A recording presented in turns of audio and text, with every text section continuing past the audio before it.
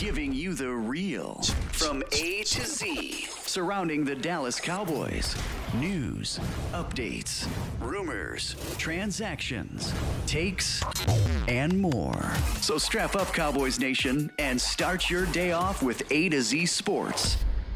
Live with Will Steele. 3, 2, 1. Here we go.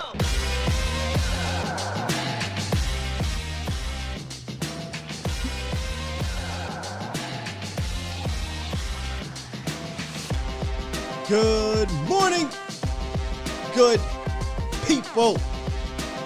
Welcome to A to Z Sports Live, presented by Underdog Fantasy and the Cochran Firm. I am your host, Will Skywalker. Still, boom. I got my studio back, got my microphone back. We back, man. We are back. We are live at Skywalker Studios. If y'all can hear me, give me the thumbs up. If we're good to go, give me the thumbs up. If you're excited to talk some kind of real football, give me a thumbs up. I mean, we had the practice yesterday. We had the joint Denver Broncos practice. We'll talk about some of those things, obviously. I got two main takeaways from the Oxnard observations, two final main takeaways from the Oxnard observation that we'll get into as well. And then we'll hit the roundup. We'll get some updates on the injured people. You know, we had a couple guys that got hurt yesterday. We'll talk about that. And as you saw in the title, not necessarily the title, but the thumbnail, gassed in Denver. That's what happened yesterday. So we'll talk a little bit about one of the Cowboys players saying, hey, man, we in the Mile High. They ain't telling me it was going to be like this. So we'll talk about that as well, man. A lot to get to. It's Friday. It's y'all show today. For those who don't know, I just returned from Oxnard yesterday. Boy, you know, that trip in regards to flying makes me not want to fly anymore in this goddamn country, man. But it's cool. It was epic, man. It was unbelievable. The Bomb Squad, y'all showed up for me and my boy Vach Lombardi. Shout out to Vach. Bomb Squad! Shout out to the Volume for getting us out there. Shout out to A to Z Sports Dallas, Zach, for getting us the pass, the credential. It was an experience of a lifetime. Like I told my boy yesterday, it really was motivation is what it was. It turned into even more motivation to continue to go hard and get to where we get to so we can give you this type of content, man. But that was every day that trip had something to it, whether it be from practice, whether it be from interviews, whether it be from meeting the fans. Y'all were cool as hell. But yeah, it was an awesome trip. But F those goddamn going airports and flights and all that stuff, man, because they kept me in LA. We got stuck. If y'all don't mind me getting a little personal, I get on an airplane to come back to Dallas. And I put my head on a window because I'm tired. She comes on the loudspeaker. The flight has been canceled. You guys have to get your bags and leave. And please do not leave anything. You can't come back on the. What? Man, it's been a long week. I just want to go home. So they canceled the flight. I had to stay in LA for an extra day. And I got back yesterday. And I said, you know what? I could make an excuse. I could just give y'all a video. But damn it, we here. Okay, we're going to talk some Cowboys football.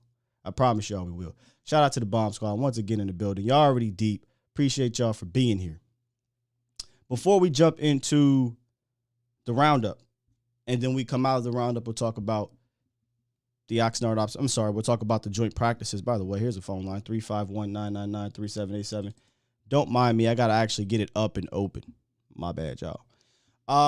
I got two observations from Oxnard. And there's a whole lot of observations.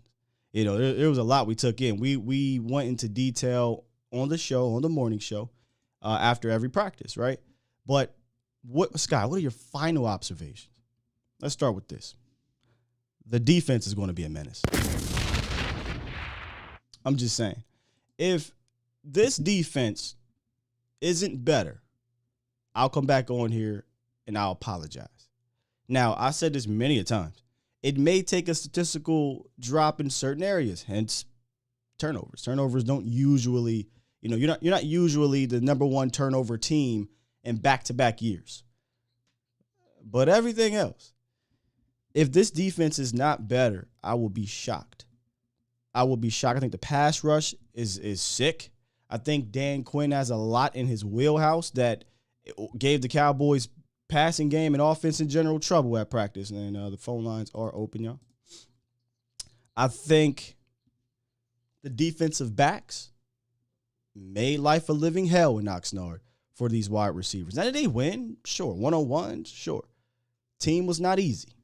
Team was not easy for these wide receivers. So I think this defense is going to be a menace. And I didn't even bring up Micah Aaron Parsons.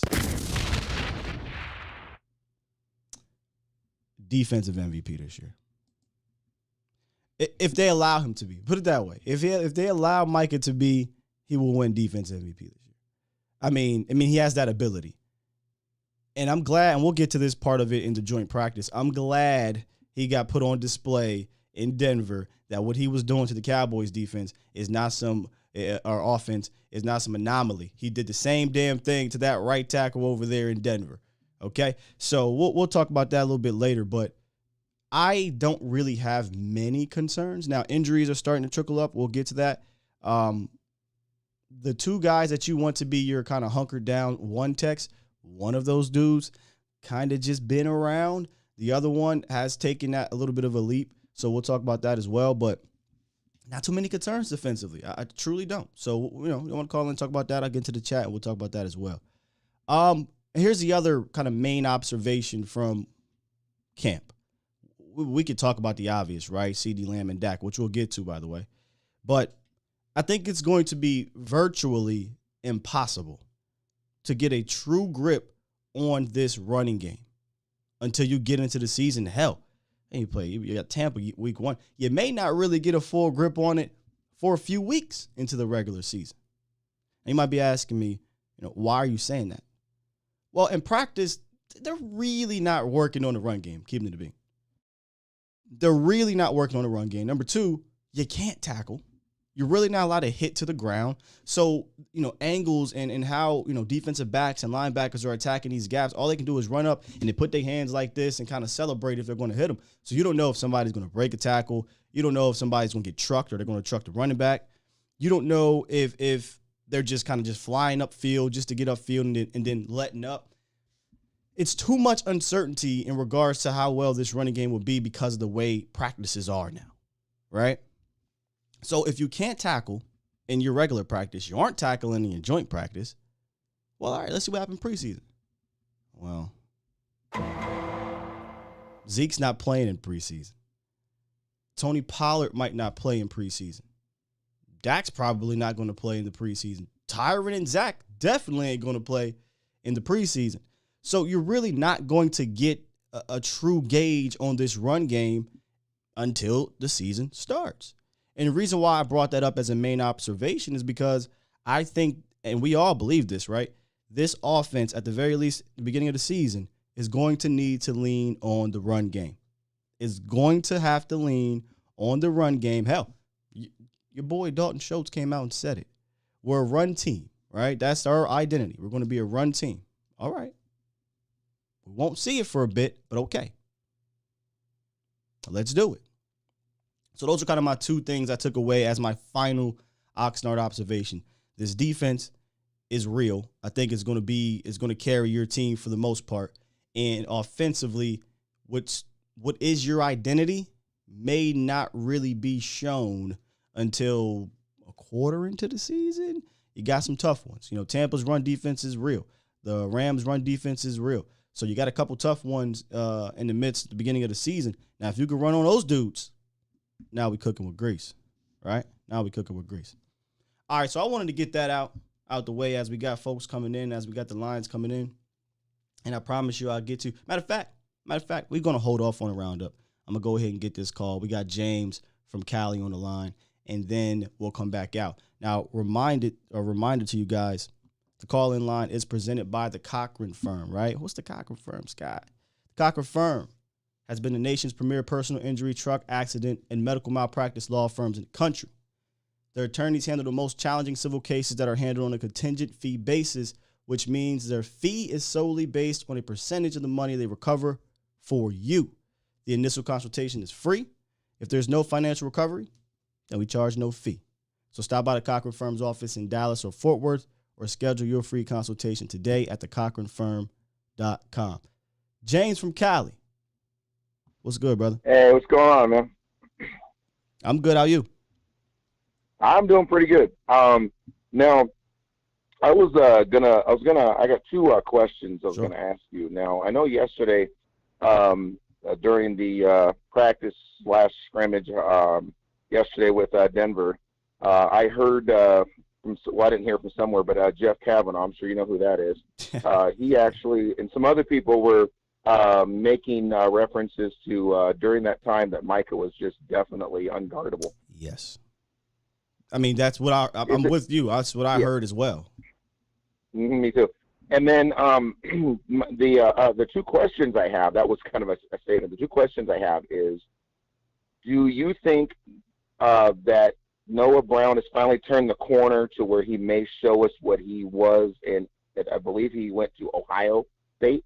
And then the second question is, now that we signed Anthony Barr, is it possible that maybe Micah rushes more from the end than from the linebacker spot? Those are my questions. The second one, that's what the thought process was, right? When you get Barr, now Micah can be a bit more freed up. But I think it was Pat who spoke to Micah, and Micah said that might not necessarily be the case. I think he's being coy, though. I don't think he's telling the truth. I think he would be phenomenal. I think he's being coy. I don't think he's. I think Micah is going to do. It's going to be a play-by-play, week-by-week, series basis. If this tackle basically cannot, Micah's going to be Micah. Right. If you can't block Micah, then you just keep rushing Micah. If he's having some wins against him and there's a team that's running the ball, well, you probably put Micah at linebacker a little bit more. But at this point, he's a wild card and let it rock. In the future, that's a different story, right? Like in the future, if you do got your linebackers, settled in and you got two guys you trust moving forward, then let Micah unleash hell. Unleash hell. Your second question was and then go ahead. About Noah Brown, he seems to be, to me, he seems to be a little faster to me. He's actually running better routes. He's able. I see that he's been able to stick his foot in the ground and make quicker, harder cuts. And I don't know. He just seems. I don't know if it's just me or no. Do you see this as well? That he seems to have improved. That's what I said on my Twitter account a few times. Noah Brown's route running is obviously improved. That's just the truth there. He's lost about 15 pounds or something like that. He's lost some weight, so he is quicker. I don't think his game has changed much. I don't see an explosive wide receiver. Right. He's made some good catches downfield and things like that. But I think he's a guy that I think you would hope, at least, is what I'm saying. You hope he kind of forms into a fine wide receiver 3. Here's my thing on the wide receiver 2 or 3 or whatever. I think Tolbert's going to separate himself, right? But I feel like if you had to go line up right now, Noah Brown is your wide receiver 2, and I don't feel good about that. But that's not to say that Noah Brown hasn't improved. I think as the season progresses, I think that might flop. I think as the chemistry between Dak and Tolbert improves, I think that'll probably switch. But last thing is, since we're on this receiving question, and this is just a simple observation for you, do you like our receiving core going into the preseason and then eventually into the regular season? I mean, I keep saying that. Well, it's really not. It's just I don't like my answer because I'm separating it in a sense. I don't like it as a whole. I don't either. But I acknowledge that it's going to go in with Band-Aids and crutches and everything else. And outside of CeeDee Lamb, and you have Noah Brown, who hasn't done a whole lot, and then Tolbert, of course, he's a rookie. And I'm just like, I don't know. It's kind of one of those got to wait and see, I guess.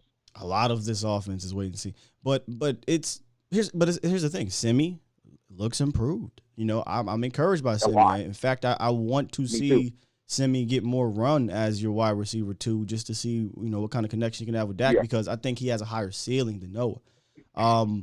Right. Who else? Tolbert. I think Tolbert's going to be fine, but I think we do need to temper our expectations on 1,400 yards, 1,200. I don't know about all that just quite yet. But Tolbert, I think, is going to be a fine rookie wide receiver.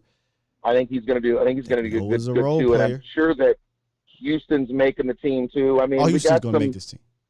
But that's the thing about here's the thing about Houston. Sure. He's trusted by Dak. He's been in the right places. Mm-hmm. He's been catching the ball, but I don't think he's done a single thing to wow anybody. Right? Like he's a smooth athlete, but it's not like you're looking at Dennis Houston like, man, that boy's a problem. That really hasn't been the case except for one wide receiver on this team so far, and that's CeeDee Lamb. Yeah, and the thing is, if you really want to see what he's able to do from what we've seen, because somebody told me that people were raving about him, is watch his college film. I'm not saying it was like, oh my gosh, but he's decent. If he can bring even half of that from there to this team, I think we'll be okay. You're depending on an undrafted rookie to take your wide receiver group over the top in year one. That's a bad bet. But he has a ceiling. I think he has a pretty decent ceiling. Even though he played at Western Illinois with skilled players, you can kind of, get a gist of what they can do if they get in the open field and things like that. But what you've noticed in camp, if you look at a lot of Dennis Houston's catches, damn near all of them are contested. So, it's not as if he's just routing dudes up and he's creating 2 yards of separation. These are contested catches because I think for the most part, you have one – you have one really route. I shouldn't say that because Noah's route running is improved, so I'll say that. But between CeeDee Lamb and Noah, those are probably your two best route runners right now. I think Tolbert will put himself in that conversation as the season goes on, and the more and more he gets better. Had a chance to talk to Tolbert, and he talked about improving every day and whatnot. Right. But a lot of the route running stuff is not just what the receiver does, but it's about being in that right spot. And you heard Dak say it one day when he threw the pick. It's like, hey, we'll get that figured out. We'll get that cleaned up. Right. He pretty much told the media Tolbert was in the wrong spot. He's a rookie. All right. That's pretty much all I got, my man. All right, man. Appreciate you. Good call. All right. Thank you. Mm-hmm. All right. Bye. Yeah. Get out of here. I think we talked about this before the other day. I do like the improvement from the young wide receivers individually. We got to see this some preseason. And the crazy thing is, what are we going to get from the preseason? Dak ain't playing.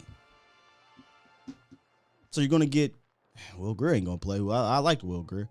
But you're going to get Cooper Rush and Ben DiNucci throwing these guys the ball. And last year, there was an issue with kind of gauging some of these younger wide receivers because they were getting the ball thrown to them by Gilbert and Cooper Rush. So practice is really where it's going to matter, I think, until these guys play with Dak in the preseason. That's kind of how I'm looking at it. How many wide receivers we carrying in hoop? I would 6, I guess. And it can get really weird because you got the Michael Gallup and you got Washington who could be put on IR. So, or pup. We did.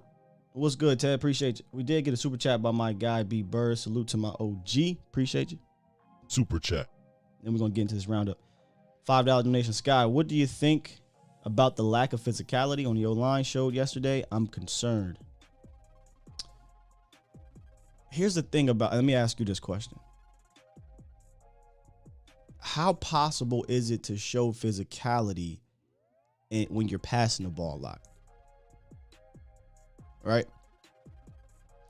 Again, I cannot get a grip on this ground game because they can't even finish blocks for real, And I'm not saying that they didn't match the physicality to Denver, because here's where they didn't match the physicality with Denver. In a way, they were kind of getting punked, And we saw that with the Ezekiel Elliott thing. He gets pushed down. Nobody does anything.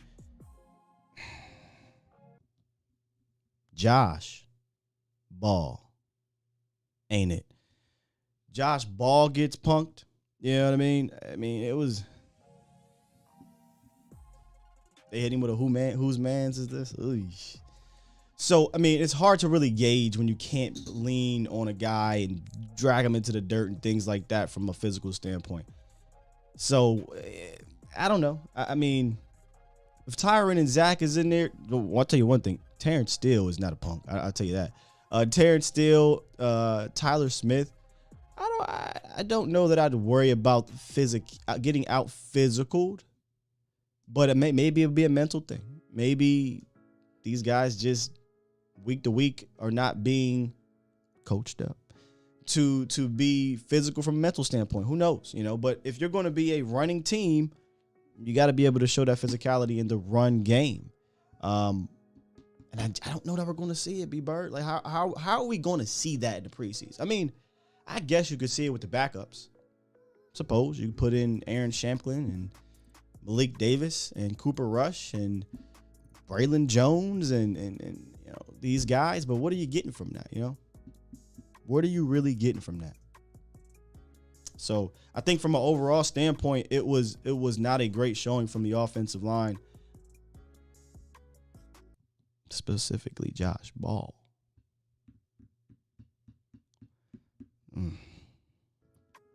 But we'll talk about it. That's what we're going to get to after this. So let's hit this roundup, and then let's get into this scrimmage. I got some notes from that. And we're going to read .com's notes as well and go over them together as a team here. All right? Let's do it. It's time! It's time! It's time! It's time. It's time. It is time for It's time for the morning roundup. Round 'em up, boys. Oh, let's do it. Hey. John Ridgeway. One or two guys the Cowboys lost yesterday in the joint practice. Ian Bunting was the other guy. He went down during a punt return drill and stayed down for a bit. Cart came out for him, but he was able to walk off. It was a headshot that caught Ian Bunting, and they're going to monitor him, maybe concussion or something like that.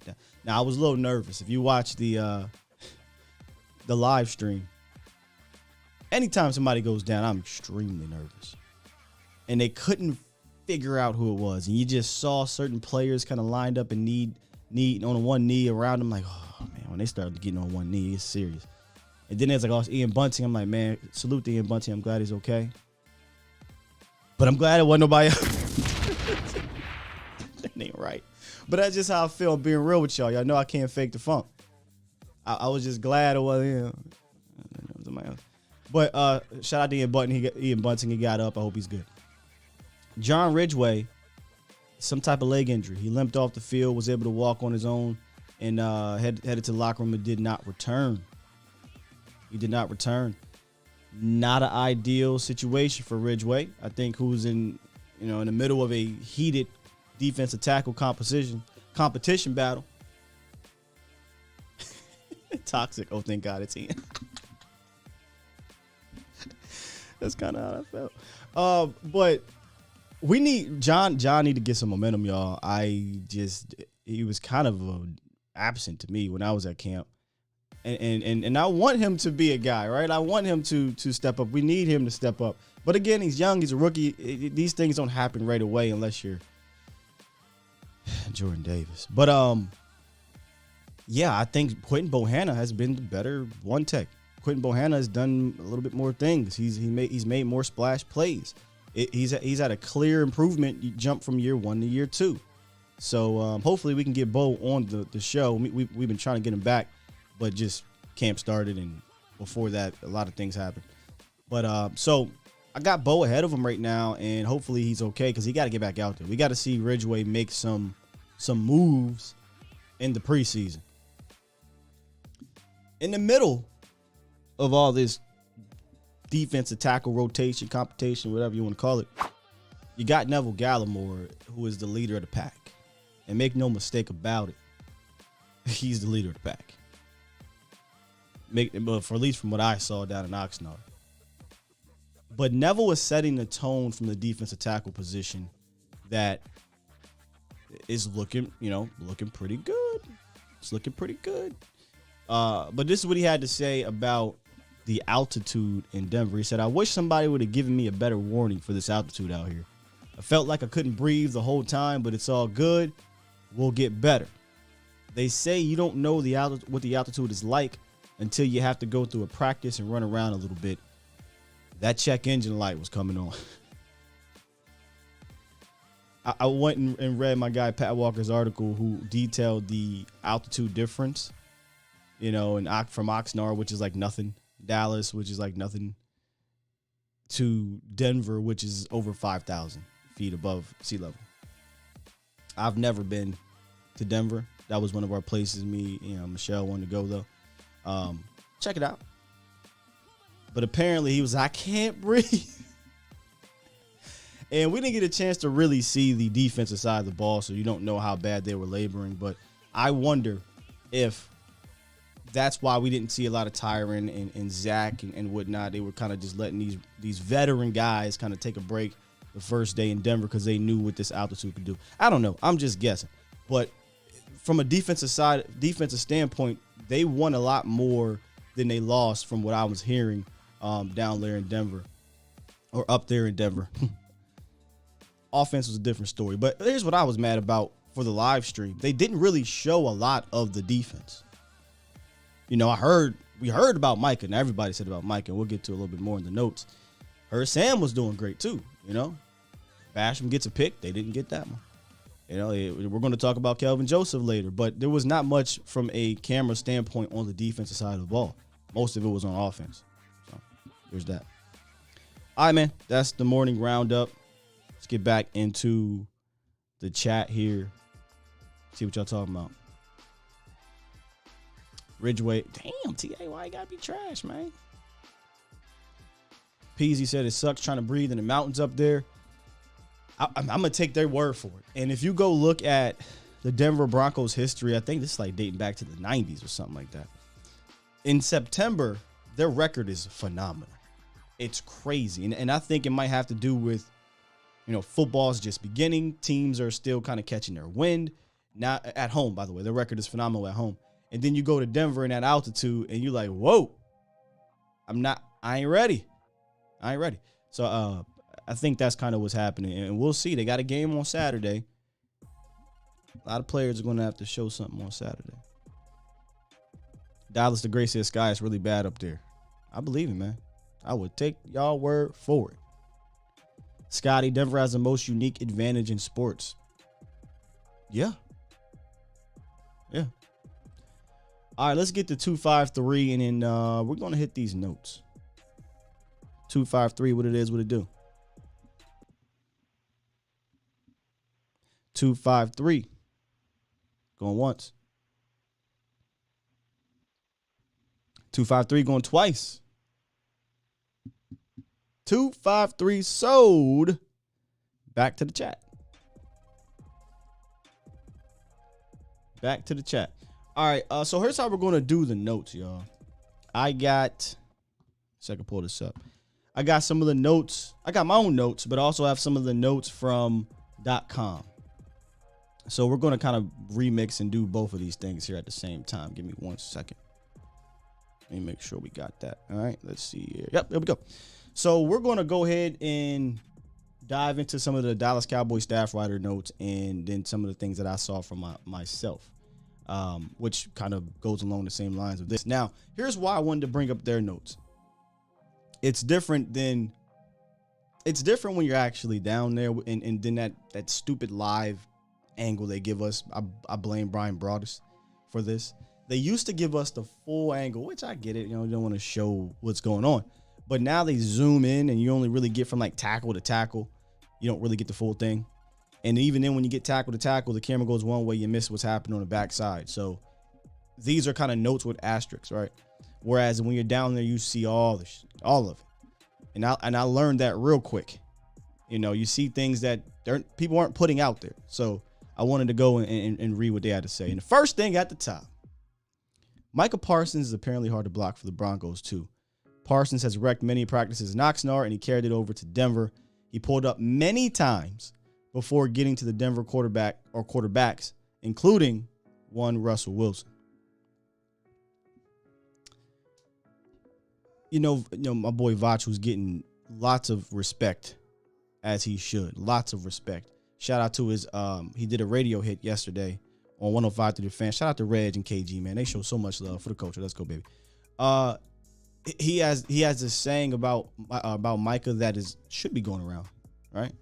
Don't get numb to greatness. I'm gonna be real. I think I am, and it's not a negative thing.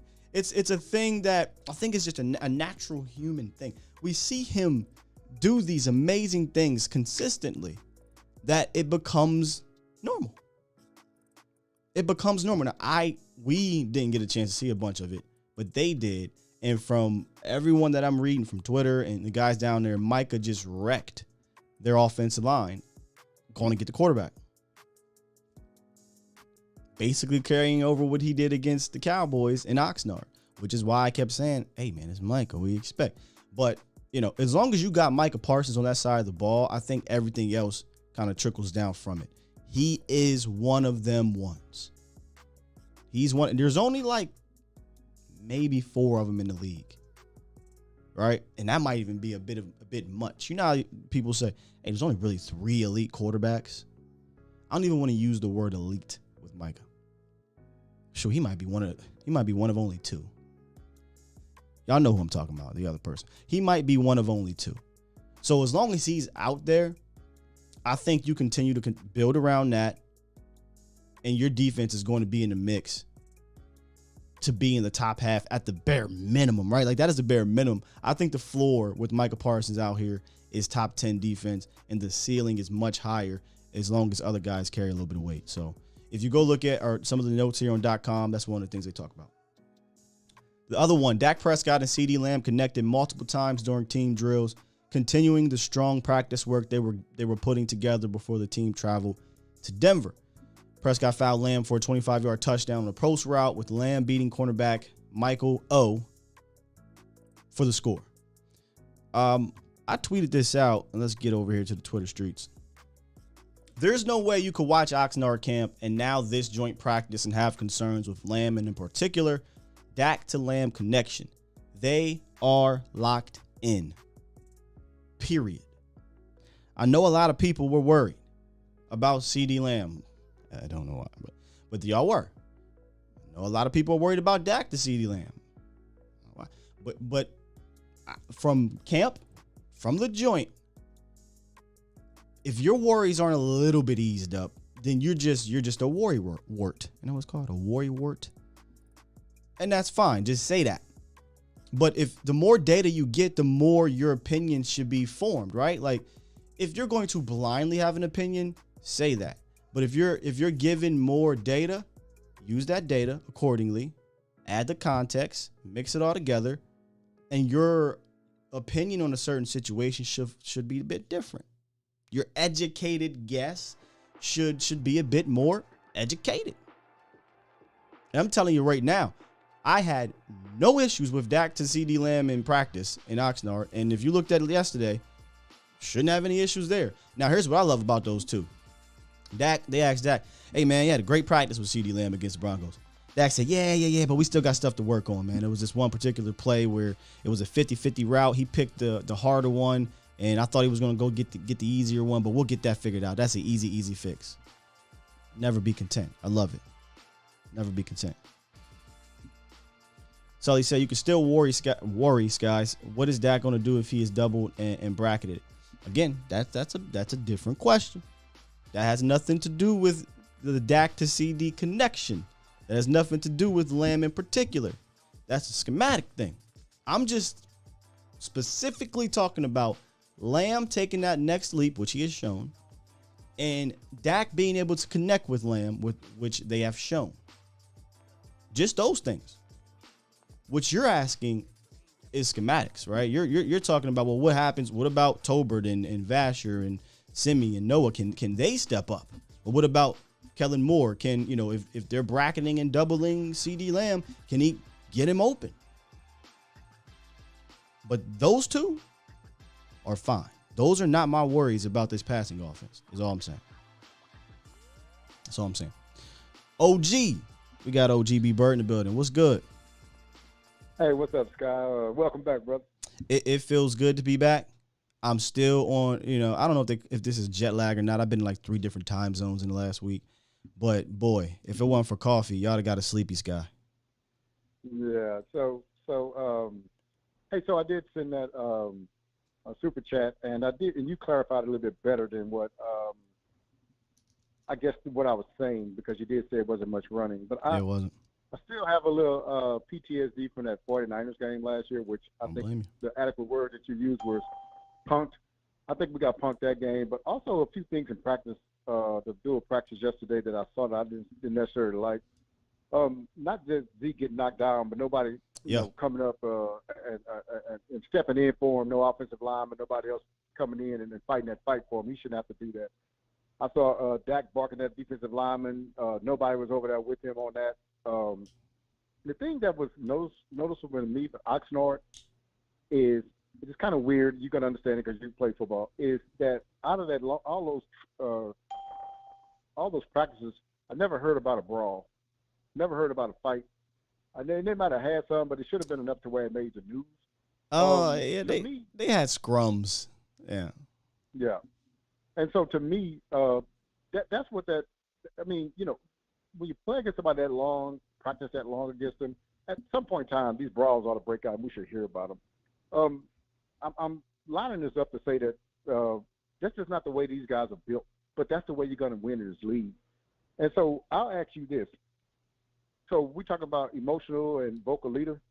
So who's the vocal leader of the offensive line? Emotional and vocal leader of that. Man, that is a great observation. I don't think there is one. Okay, well, I would say okay. Zach. I agree. I would say if anybody, it'd be Zach. But see, it took you so long that it should be automatic, right? Well, I'm not. So then you say I'm not there. Okay, but I'm saying this. It should stand out. We should know, right? We should know who the leader is. We shouldn't be like, well, all those guys. No, we should know who that is. We should verbally. You know who it should be. You know it should be because offensive linemen are not guys that are going to be super loud and vocal to the media and on the field unless you're talking, literally pointing out things. It should be your offensive line coach. And I don't know who called in the other day and we kind of joked around that we might get Sleepy Joe Philbin. And I said maybe we're starting to see that transition to, man, you so old now, no offense, that you just can't, you don't have that energy that needs to be had in this young man's game. And it was the same effect from Monty Kiffin, where he was up there falling asleep in the booth. So, if you got Sleepy Joe as your offensive line coach, then maybe it's a sleepy type of attitude in that line. And I'm just talking. I'm not saying this is true. Yeah. So that's just kind of my thought process. I'll go down and listen. To me, if you're an alpha person, that don't mean these guys aren't good. That doesn't mean Martin's not good. That doesn't mean Pete Smith's not good. But I'm saying the leadership, the one that galvanized all these guys and have them going forward is one, emotionally. Well, but let me ask you this: who was the vocal leader in 2016? Who was the vocal leader in 2014? Right? Like I think there's no. I don't want to say no such thing, but I don't know that we can really pinpoint a vocal leader on the offensive line based off of what we see because you're not in that room. But what you can pinpoint is go look at. And I'm going to use Bill Callahan because that's our most successful guy, or Mark Colombo, right? Go look at those two dudes in practice and go look at those two dudes during the game. That's where it separates from Joe. I promise you, I don't even remember seeing Joe Philbin during any of these team drills and all this other stuff. He kind of was just there. What you saw was during practices in Oxnard when they did do a run play, right? There's this young guy. I kept looking over to Pat and laughing at him. Like, who is this dude in this white shirt that just keeps running at the line? Keep going. Get up, get on him. And I'm like, who is this guy? Oh, he's his assistant. I forget his name. My apologies to this assistant. But there was Joe Philbin back there like this. Yeah. So like he wasn't the vocal guy. He wasn't the guy putting that type of energy into the line. Now flip it. And my bad for going so long and stealing your shine right here, B-Bird. Flip it. Go look at Dan Quinn. It's a totally different situation. Dan Quinn is up in these dudes' grills, not grilling them, but coaching and teaching them as much as you can. So maybe that's where the real vocal leadership should come on the offensive line as opposed to a specific player. So I was making this point to say that the wide receivers, we don't really have a vocal leader there, and a tight end. So what I'm trying to say is that this team is really, you don't really have a lot of vocal leaders or emotional leaders on offense, and so that kind of shows sometimes when they go out there and they're blah. We don't really have that lightning rod type individual that's there that's going to galvanize his team. And so it's just I like that. I like the word emotional leader. I think that's what happens when when the Joneses. I'm not going to bash him that much, but I do have to say this. But when they want to fit certain people into, well, this guy got to work with, instead of just getting players. But this team also needs leaders. And I thought that I think something the other day that the Cowboys had the most players under 25 that was ranked high or whatever. Yeah. I am telling you, youth is so overestimated. It is. You got to have some veteran leadership in certain places, man, to bring these guys along. If you do that, then the young guys will see how it is to be a leader. It is to, we need that on this team, and we really refuse to do that. We just want to keep on swapping people out and getting younger guys, man. I just didn't like it after the 49ers game, left a bad taste in my mouth as far as we were a better team than the 49ers roster-wise. We just wasn't tougher than them. And they punked us that day, man. And to see that yesterday, just some little things that even in high school football, man, if my quarterback is – I'm over there with him. If you knock down my running back in a game that we're not even supposed to be hitting and you showboating about it, why do you feel good to showboat about that? Well, I'll tell you what, if you're going against the Ravens, you ain't doing that. You ain't knocking their running backs down. They built like that. Cowboys ain't built like that, man. And we're gonna have to be though. Yeah, the way they want to build this offense, it's very. They want to be a running team, right?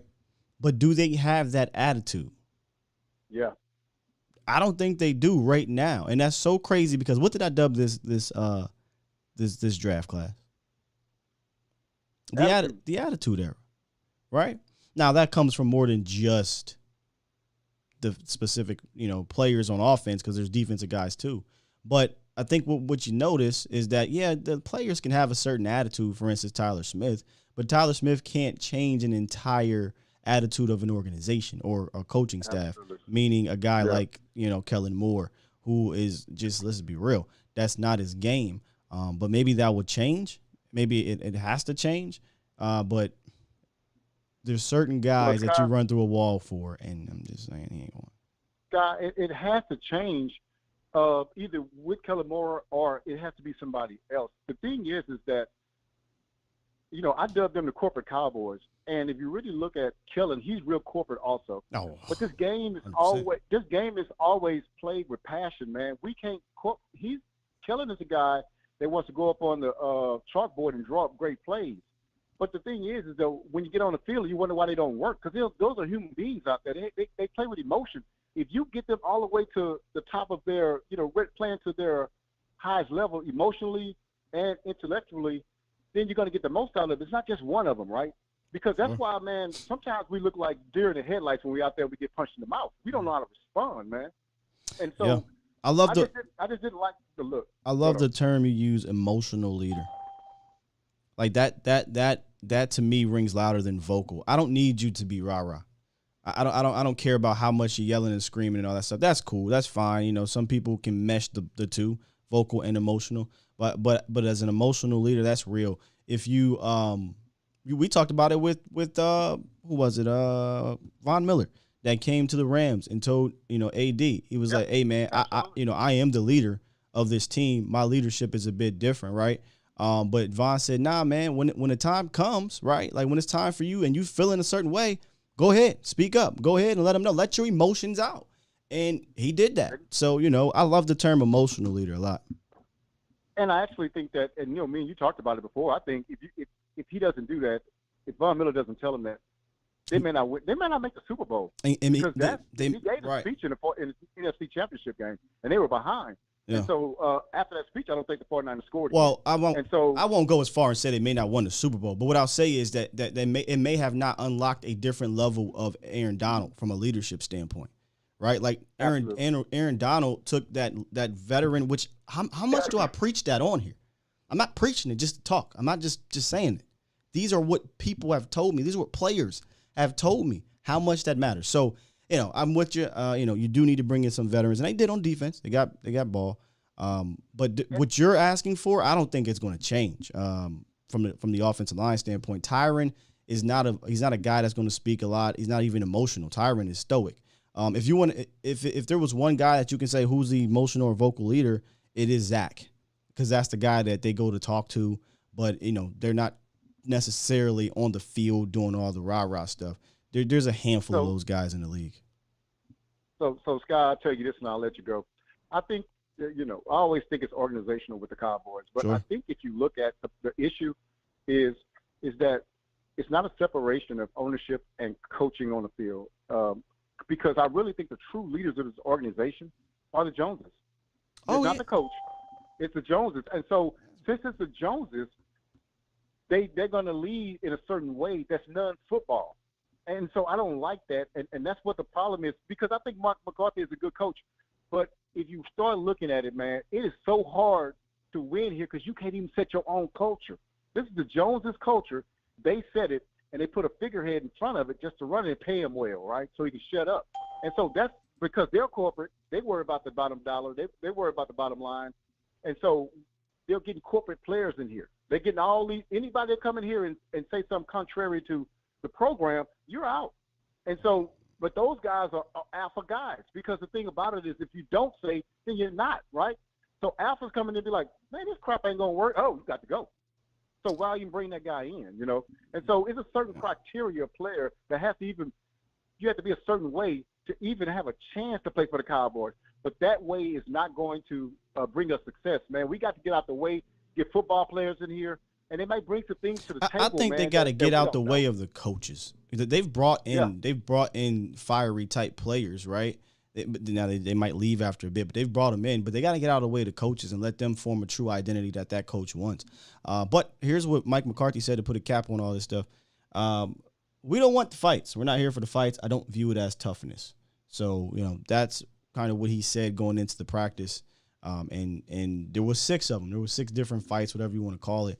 But I agree in the sense of I don't view it as toughness either, because they were getting quote unquote punked in their play. The antics or whatever, but I'd rather you whoop their ass on the field. The extracurricular is going to get you 15-yard penalties. Now, when it comes to sticking up for certain guys, that's a different story. But not all 6 of those fights were those type of situations. Well, I'll tell you this. So, and I'll let you go after this. Sure. So when your coach tell you that, you got people that say, "Hell with you, coach. I'm gonna knock this. I'm gonna whoop this dude." Terrence behind. Terrence didn't give a damn about that. Or was that? Terrence didn't care about all that. Like, I like that.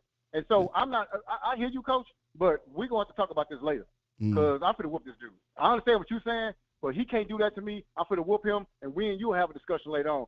Hey, you got guys that listen to every order, and you got other people that say, "Man, F that." You know what I'm saying? Forget about that. I'm gonna go out there, and you know what? I like the other one. But I'm going to let you go, though, man. Yeah. I appreciate you, B-Bird. Yeah. I mean, you got to have a healthy mix, right? You got to have a healthy mix of those dudes. You need some of those non-Saints, those guys that they don't give a damn. I don't know how many of those are on offense, but I know Terrence still ain't give a shit about what coach was talking about. Terrence was involved like 2 or 3 different little skirmishes or what have you. But the most disrespectful one, I don't even got the picture. I should have brought it up. Was the Josh Ball. And then he looked like he got punked. And that's the reason. Honestly, that's the main reason I'm saying punked. Josh Ball. If we go, I don't even know if they're in here. The notes. In their practice notes, they're not. They in my practice notes. Josh Ball was pretty much getting beat like a drum. I reached down, and I'm not going to name any names here, and I hate to even call it a source, but I hit up somebody down there, and I just want to make sure I wasn't tripping. Somebody that's involved. Am I tripping?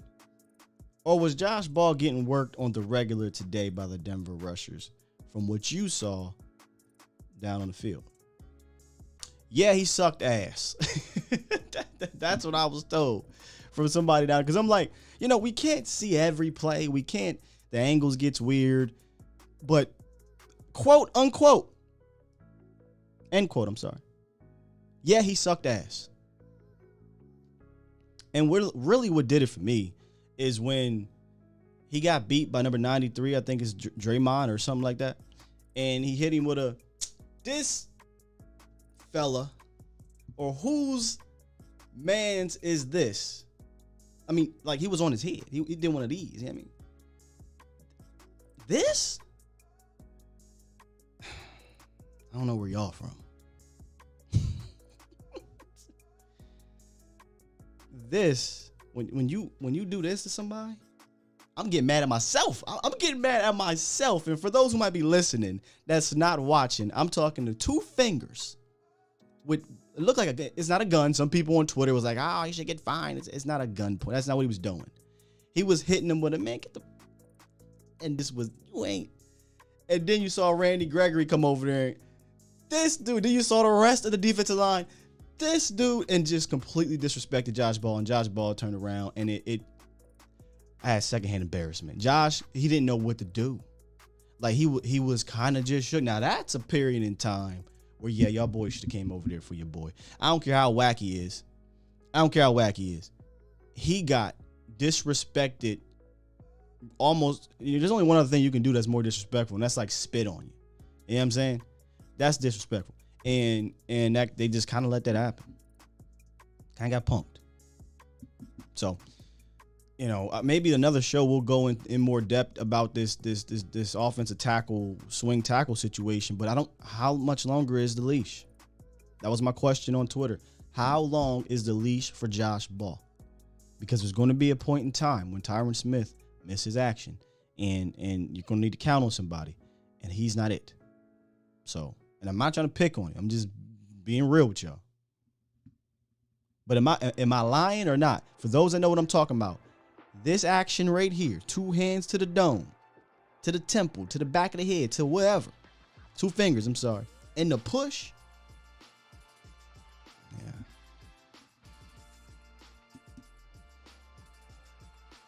I'm just saying. I'm mad at myself. I'm about ready to.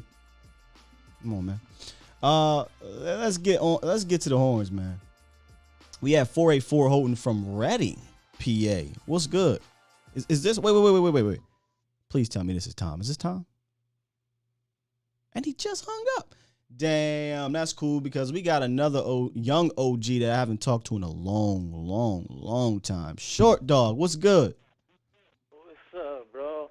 I've been trying to get in with you guys. I've been trying to get at Vox and stuff, but I've been down for 2 months, dog. I got into a little bit of something. I had to go lay down, but hey, that's the way life is, and bro, and I take it like a G. But at the end of the day, I mean, get back into this football stuff. I mean, I hate to say it and hate to be the guy that just, kicking a dead horse, but that's Lael Collins. I guarantee you ain't nobody wiping his nose. Oh, yeah. That dude right there, that dude right there, you want to talk about who was our leader, who was the guy that was going to go and fight. I mean, that was Lael. I mean, you had him at a good contract. You had the guy loyal. He was Dak's bodyguard, best friend, and you got rid of him. And some of that is because he got a little out of control, protected a quarterback, got suspended.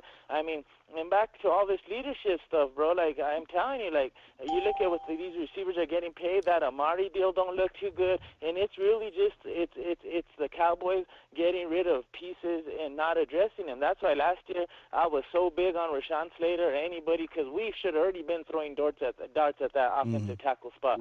We've already been for us to go in with Josh Ball, because I ain't gonna to sit back and say Steele's the guy, bro. I mean, Steele, that guy wasn't the dude. I mean, I was comfortable with him as a swing tackle, but to sit back there and say we're gonna have to scheme for him all year, and then we're gonna need a swing tackle on top of that, bro. They don't grow on trees.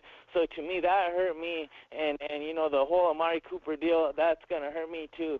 But I just hope it don't ruin our season, upend everything. I mean, we got Micah, we got some guys, we got some dogs, CD and them, bro. But shout out to you. Love, I was supporting you. I was listening to all your guys' shows. I was seeing you guys in Cali. I didn't have access to a phone. My Facebook was on, but I couldn't make no calls. But I'm back home, and I'll be with you guys regular, bro. Hey, you hold it down, Short Dog. I appreciate you, man. Stay out of these streets. Stay out of this trouble, dog. All right, bro. Love, bro. Much love. Nobody spits like Short Dog spits. Nobody. Hope you all right. S Rags, let me give you. S Rags said, "Hey Sky, he pointed at him when he wasn't looking." Nah, dog. This wasn't a point.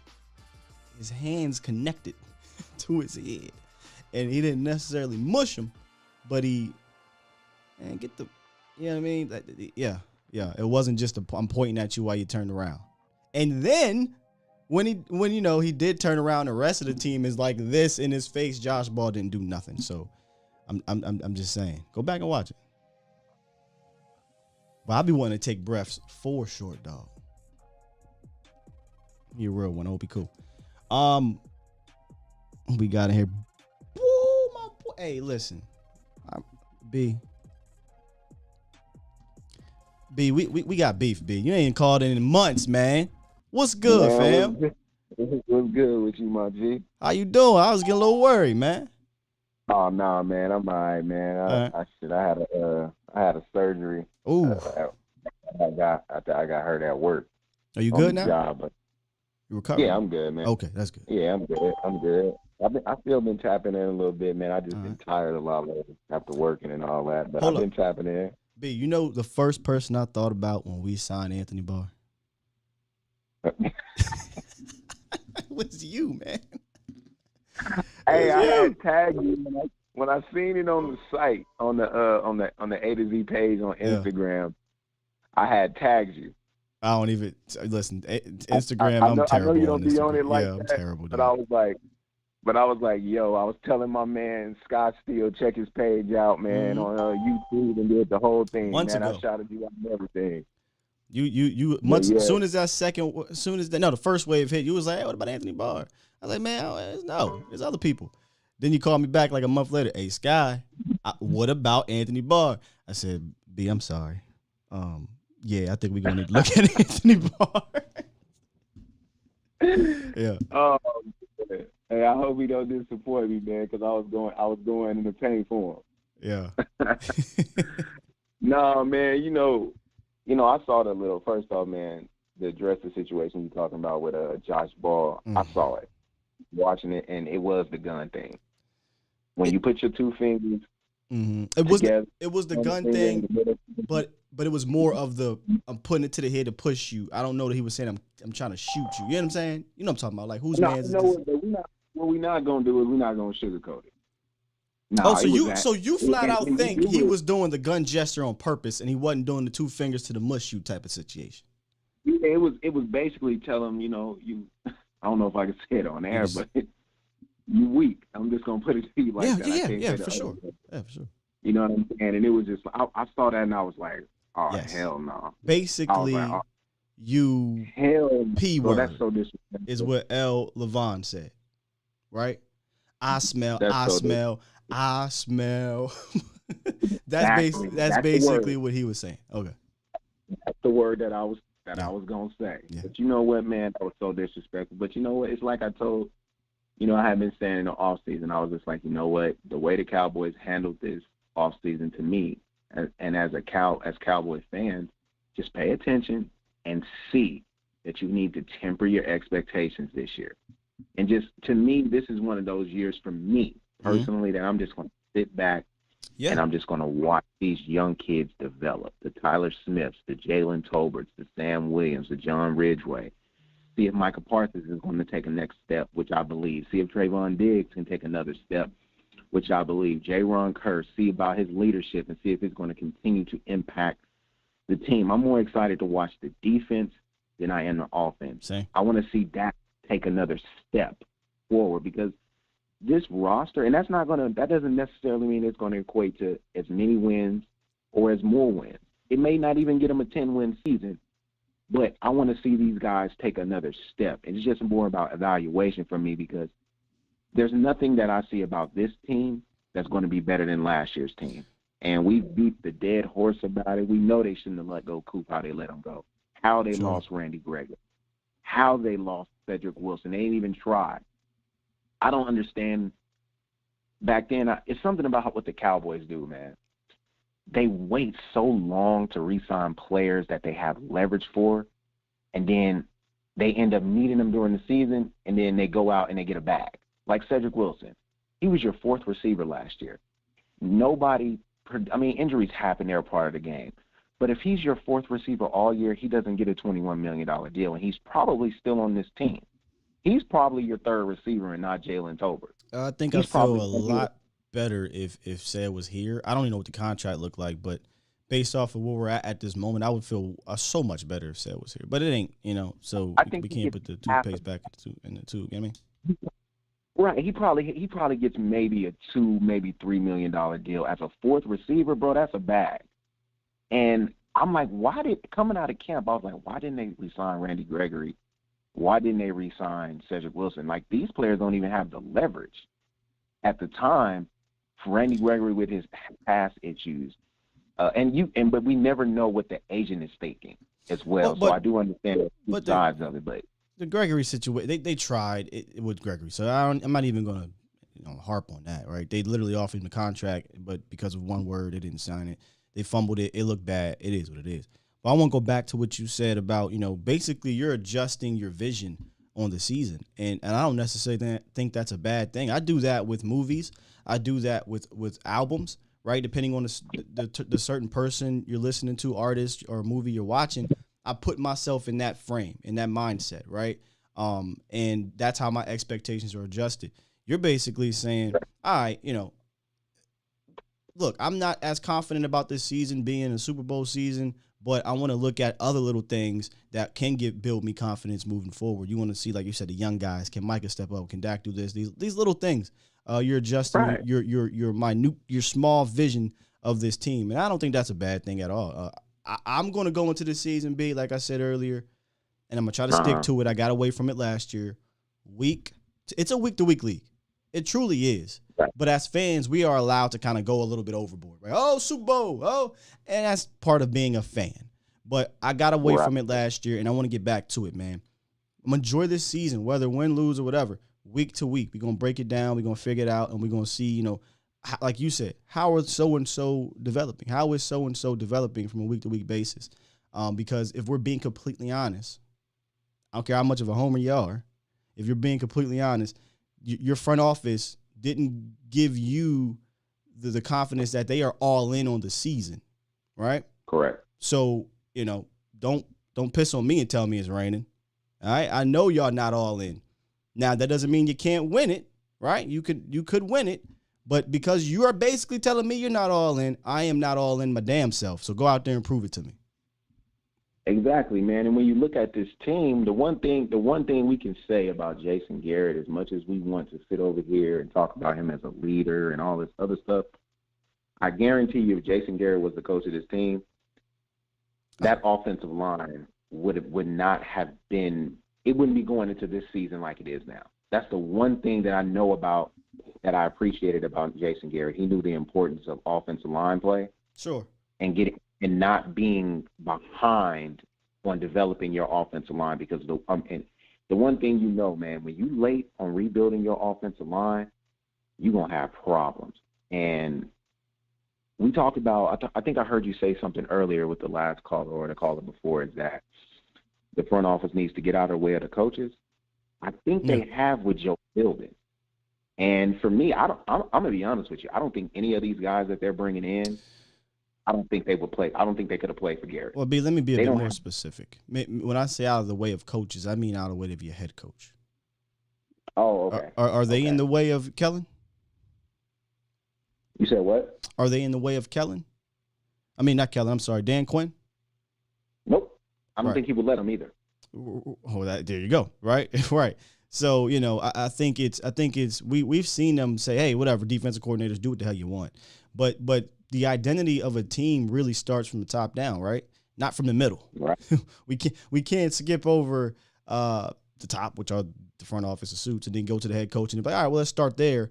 But it really don't start there either because we know they didn't snipped him. All right, well, let's go to Dan Quinn. You can't do that. It starts from the top.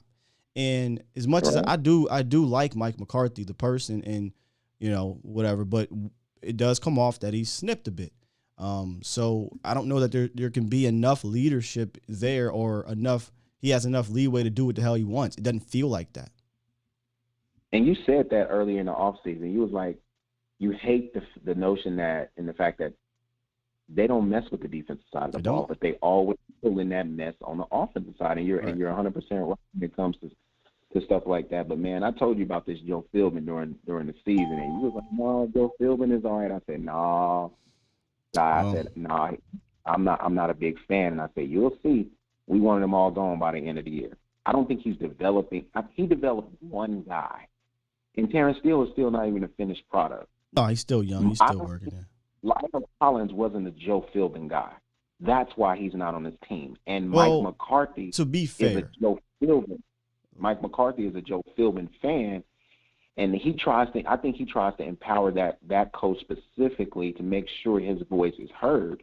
Lyle Collins not on his team because of Joe. Because Joe Philbin ain't got shit to do with that, right? Like, we're not gonna do that. Right? No, the reason why I say, and I felt that, but even Broadus mentioned it on the air. Sure. I was looking at one of the old shows, and he was just like, Joe Philbin does have a big stick as much, and we may not even think about it. These are Joe Philbin offensive linemen that are coming in that we're wondering about toughness, and he was like, I'm just saying specifically on Lyle not being here. I don't know how we could say that's a Joe Philbin thing. Did you listen to the press conference when Jerry came out and was talking about half-ass players? No, I didn't. I'll be alive to you if I did. Yeah, go check that out. And I think your sentiment would change on that one. And then also, I mean, if he wasn't such a Joe Philbin, which I'm not saying he's a Joe Philbin guy, but then why did Lyle Collins, remain the starter last year and not Terrence? So I don't think this is a Philbin thing. I agree with you that we just kind of went on with Flame Philbin earlier in the show about being Sleepy Joe. He too old, man. It's time, in that sense, in regards to being the leader of a line. But just on the Lyle thing, I think the front office was just tired of Lyle. Yeah, I mean, that could, and two things could be true. You know what I'm saying? But I get it, and I respect that. But that toughness, man, we're missing that. And these guys, if they got the offensive line, but go ahead. I'm trying to confirm something real quick. Oh, okay, yeah, the stuff that we got on the offensive line, man, like you and the other caller were mentioning, toughness. And to me, the toughness of your football team, it usually starts with the way your offensive line plays. And it goes over to the front seven of the defensive side, because those are the two that's beating up on each other in practice. The offensive line, the defensive line, the linebackers. And I don't see that on the offensive line and offensive side of the ball with the front five. And I think that's going to be a problem potentially for the rest of the year. And like I said, for me, like going back to what I said earlier in the call, it's just an evaluation year for me, man. And I'm gonna sit back and I'm gonna watch. And if it ends up with them contending for the playoffs, I'm still gonna sit back and watch, because I didn't expect last year. And once they proved that they were doing what they were doing, then it changed because that fandom kicks in. But I think I'm gonna do a better job of just seeing it through, kind of like what you just said, week by week to week, man. And, and that's just what it is for me, man. And I'm gonna sit back and just watch. You know what I'm saying? Yeah. So that's what I got today, man. Appreciate you, B. These phone lines are lit. I'm gonna try to get to everybody. We're gonna lock them up though. But appreciate you, man. All right, man. I'll be tapping in a little more often here, going down to end the camp, man. Gotcha. Definitely do so. All right, Mike. All right, be safe, bro. You too. I don't know why I missed this, and I literally have the notes up here as he was talking about this, and we talking about offensive line and things like that. Somebody in the chat said breaking news: Tyron hurt. But if you go look into the notes, how did I overlook this? Let me see. I completely missed this part. So Tyron limped off. How did I miss that? But yeah, Tyron Smith limped off the field towards the end of practice. Cowboys medical team was still evaluating them all after practice. I wonder if this is why you saw so much of Josh Ball, because I kept saying that to myself. Where the hell was Tyron Smith? But I was like, all right, maybe it's because of the altitude or what have you. But yeah. So how much longer we want to do this, Cowboys Nation? You know what I mean? How much longer do we that was the easiest thing to predict. If there was a bet to place, I would seriously put my A to Z Sports Dallas check, not my volume check, the A to Z Sports Dallas check on Tyron Smith being injured at some point during this. I mean, missing games or whatever it has to be, on Tyron Smith being out. But for some reason, the front office, I mean, I don't know if they just completely ignored it. I don't know if they just went into it with blind optimism of, Matt Waletzko, who, by the way, had a shoulder thing coming into the season I didn't know about until he got hurt, and they said, yeah. Oh, we knew about this. Huh? Excuse me, you knew about this. So you drafted him from North Dakota. And then you put all your eggs in his basket and Josh Ball's basket. Okay. All right. Week to week. That's all I'm going to do, man. We're going to live this thing week to week. Interesting. All right, look, the lines are crazy. So what I'm going to do is we just going to go through the lines. I was going to do some more of the notes, but it's Friday. We got time. I ain't talked to you. I mean, we had a long show. We had some long shows in Oxnard. I ain't going to hold you. We definitely had some long shows in Oxnard. It got to the point, man, where like things were just rambling together and, you know, started thinking, are we in reality or are we in fantasy? Speaking of fantasy, make sure y'all are signing up for the fantasy football league that we got going on this year. My very first one I'm running on this channel. A lot of YouTubers do it. It's my first one, but we're partnering with Underdog Fantasy. So how do you sign up, Scott? How do you get involved? Well, if you go to if you go to Underdog Fantasy on the app or on the website and you put in the code ATOZ, they will match any deposit up to $100. Go ahead and draft your team. Well, you can't draft your team yet, but we'll realize that you signed up using the promo code and we'll put your name in the drawing to be one of the 10 people to be a part of this fantasy football league. Now, if we only get 10, hey, we only get 10. But we already got a few that have been hitting me up on Twitter. They've been emailing me, and I keep saying it. If you sign up, let me know. I kind of want to keep track of myself. SkywalkerStill@gmail.com or hit me up on Twitter @SkywalkerStill and let me know. If you don't want to play in my league and you just want to do fantasy in general, I think Underdog Fantasy is the best and easiest place to do it. Because you do what, Cowboys Nation? You pick your team, you set it, and you forget it. It's the easiest thing ever. You don't have to worry about managing, none of that. You pick one team, they take the scores of the best players that you pick, they throw it in there, and you have a chance to win in Best Ball Mania, which pays out $10 million in prizes throughout the season. So if you want to know more about it, go hit up Underdog Fantasy. Use the code ATOZ for the promo code. And somebody asked me, you can use the promo code still if you're already a member of Underdog Fantasy. So y'all go ahead and do that and let me know if you do, because I want to make sure I know who the hell I'm beating in this fantasy football league. I'm just saying. All right. See, Burleson says, Sky got the count. How can I join the fantasy group? Your name will be put in the drawing. It's supposed to be a drawing. I understand that everybody plays fantasy, so if we only get 10, then you're part of it. But if we get 50, then we got to do a drawing for those 50. So I'll keep y'all posted. We're doing this promo all the way through the end of the month. And then once we get to the season, we have a totally different thing we're doing Underdog Fantasy on game days, which is a lot of fun.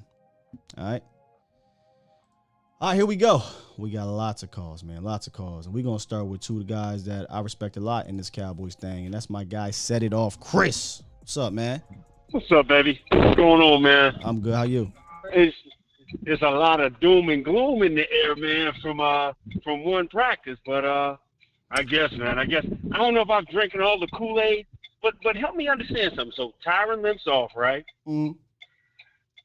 Josh Ball been getting his ass whipped the whole time, right? Yeah. Okay. And Terrence played, so on and so forth. So before we start caping and getting out of the way, I'm never, ever, ever letting anybody get on your show and cape for Jason Garrett when Jason Garrett put Chaz Green out on the field. I'm never going to let nobody do that. We're going to stop that right now. Hey. Chaz Green, huh? Go ahead. When B started talking about Jason Garrett and developing linemen and things, you should see my face. Go Come back on, and man. watch it. Come on, man. Okay. I mean, I get that it changed under Jason Garrett. Like the offensive line, like, you know, emphasizing it did change. But, you know. I mean, you went to the right type of guys and you hit on some guys. But Jason Garrett put Joe Looney out there. Jason Garrett put Chaz Green, Xavier Suafilo. McKenzie, if I'm not mistaken, wasn't McKenzie Bernadou and all those boys under Jason Garrett? Oh no. I think I think that goes back to Parcells. But I mean, dude, they put some dudes out there that shouldn't have been blocking. So let's not get on this. Oh, hey, Jason, no, hell no. Jason Garrett was an 8-8 guy. He got some guys in the building. He hit in the first round. He hit on a guy that nobody ever thought we even knew about with Travis Frederick. But Jason Garrett put Sulafilo, Chaz Green, and Joe Looney out there. To be fair, don't ever do that. To be fair to him, he did usher in the change of philosophy too. And this is one thing I did give credit to JG. He ushered in the change of philosophy up front. Jerry never drafted an offensive lineman in the first round. Under JG, he drafted 3. Yes. But that's where it stopped. That's kind of where I'm going to stop at because Bill Callahan. I'll give him that. Bill Callahan, I think, is responsible for a lot of the other success with the offensive line. And that's it. But what you got for the rest of the situation? Hey man, listen, man, it's one practice, man. It's one practice, and you playing in the most difficult environment to go play in known to man. You get one day to get up there and get an idea of what that atmosphere is like. So let's temper that. I like the fact that CD and Rain played well. I didn't like the fact on the play that Zeke got hit, you got to trust your blocking. He tried to cut that back. That's why he got his ass handed to him on that play. You know it as well as I know. If the play is going, if it's going to that side, you got to stay. Go ahead. I ain't even tripping about that. You got to stay with your blocking. Yeah, I mean. Yeah. I mean, right. So, but like you said, what I didn't like is I didn't get to see the defense because the defense was over there handing out ass whoopings left and right to them. But let us tell it, we just got up there and just got beat up, and at the end of the day, it is what it is. So, man, it's one practice. I'm not tipping my expectations. If I was Dallas, I would have put the camera on the defense for the most part. I don't think they did a great job of mixing it up because we got probably 85-90% offense and 10% defense in regards to what they were doing. So all we can really rely on is what we heard. And I'll get to a note later on after the call since you kind of nice little segue. But all we really heard was that Sam was nice. Basham got the pick.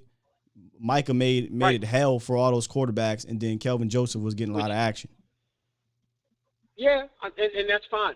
But here's the other thing that I don't want us to kind of like hey, we're going to temper our expectations. We're going to back that. No, bro. What they have not done in this organization in the last 25 years, they haven't had back-to-back winners. You know the last time who's the coach that gave us back-to-back playoff seasons? You know You said the last coach, or because technically we did it just with 2 different coaches. I'm talking about the last coach, the last head coach that gave you back-to-back playoff appearances is who? After Jimmy. After Jimmy, I forget, bro. After Jimmy. Yeah, Super Bowl winning coach, Oklahoma. I don't know why I'm having a brain fart right now, but you know who I'm talking about. Shane Gailey. Oh no, that's not who I was talking about. Oh wow, I didn't know. Really? Who?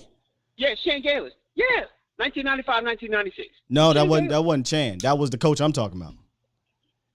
From Oklahoma. Y'all know it. Bray Switzer. You talking about? Yeah, okay, you got Jimmy Switzer, Barry, and then after Barry Switzer, it was Shane Gailey. So I need. Chan Gailey won 8-8 one year. I don't know now. No, Shane Gailey. Shane Gailey was the last guy to give you back-to-back winners, back-to-back playoff appearances. That's fine. I'll look it up there. Yeah. Sure. But it's been a while.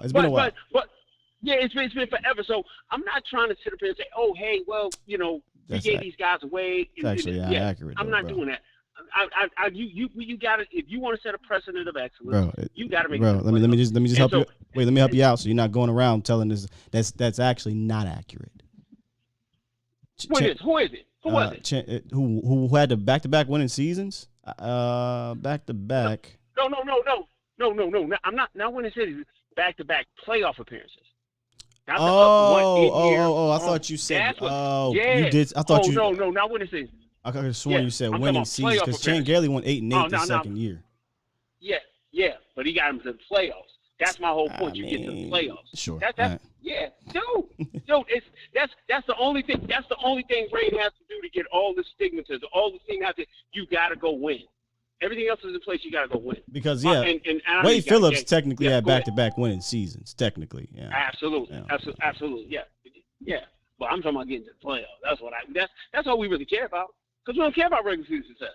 We just went 12-5, and we've thrown that away. The biggest game. I mean, I don't care about I care Cowboys, about winning in the playoffs. The last time that has happened is in the '90s. So that's right.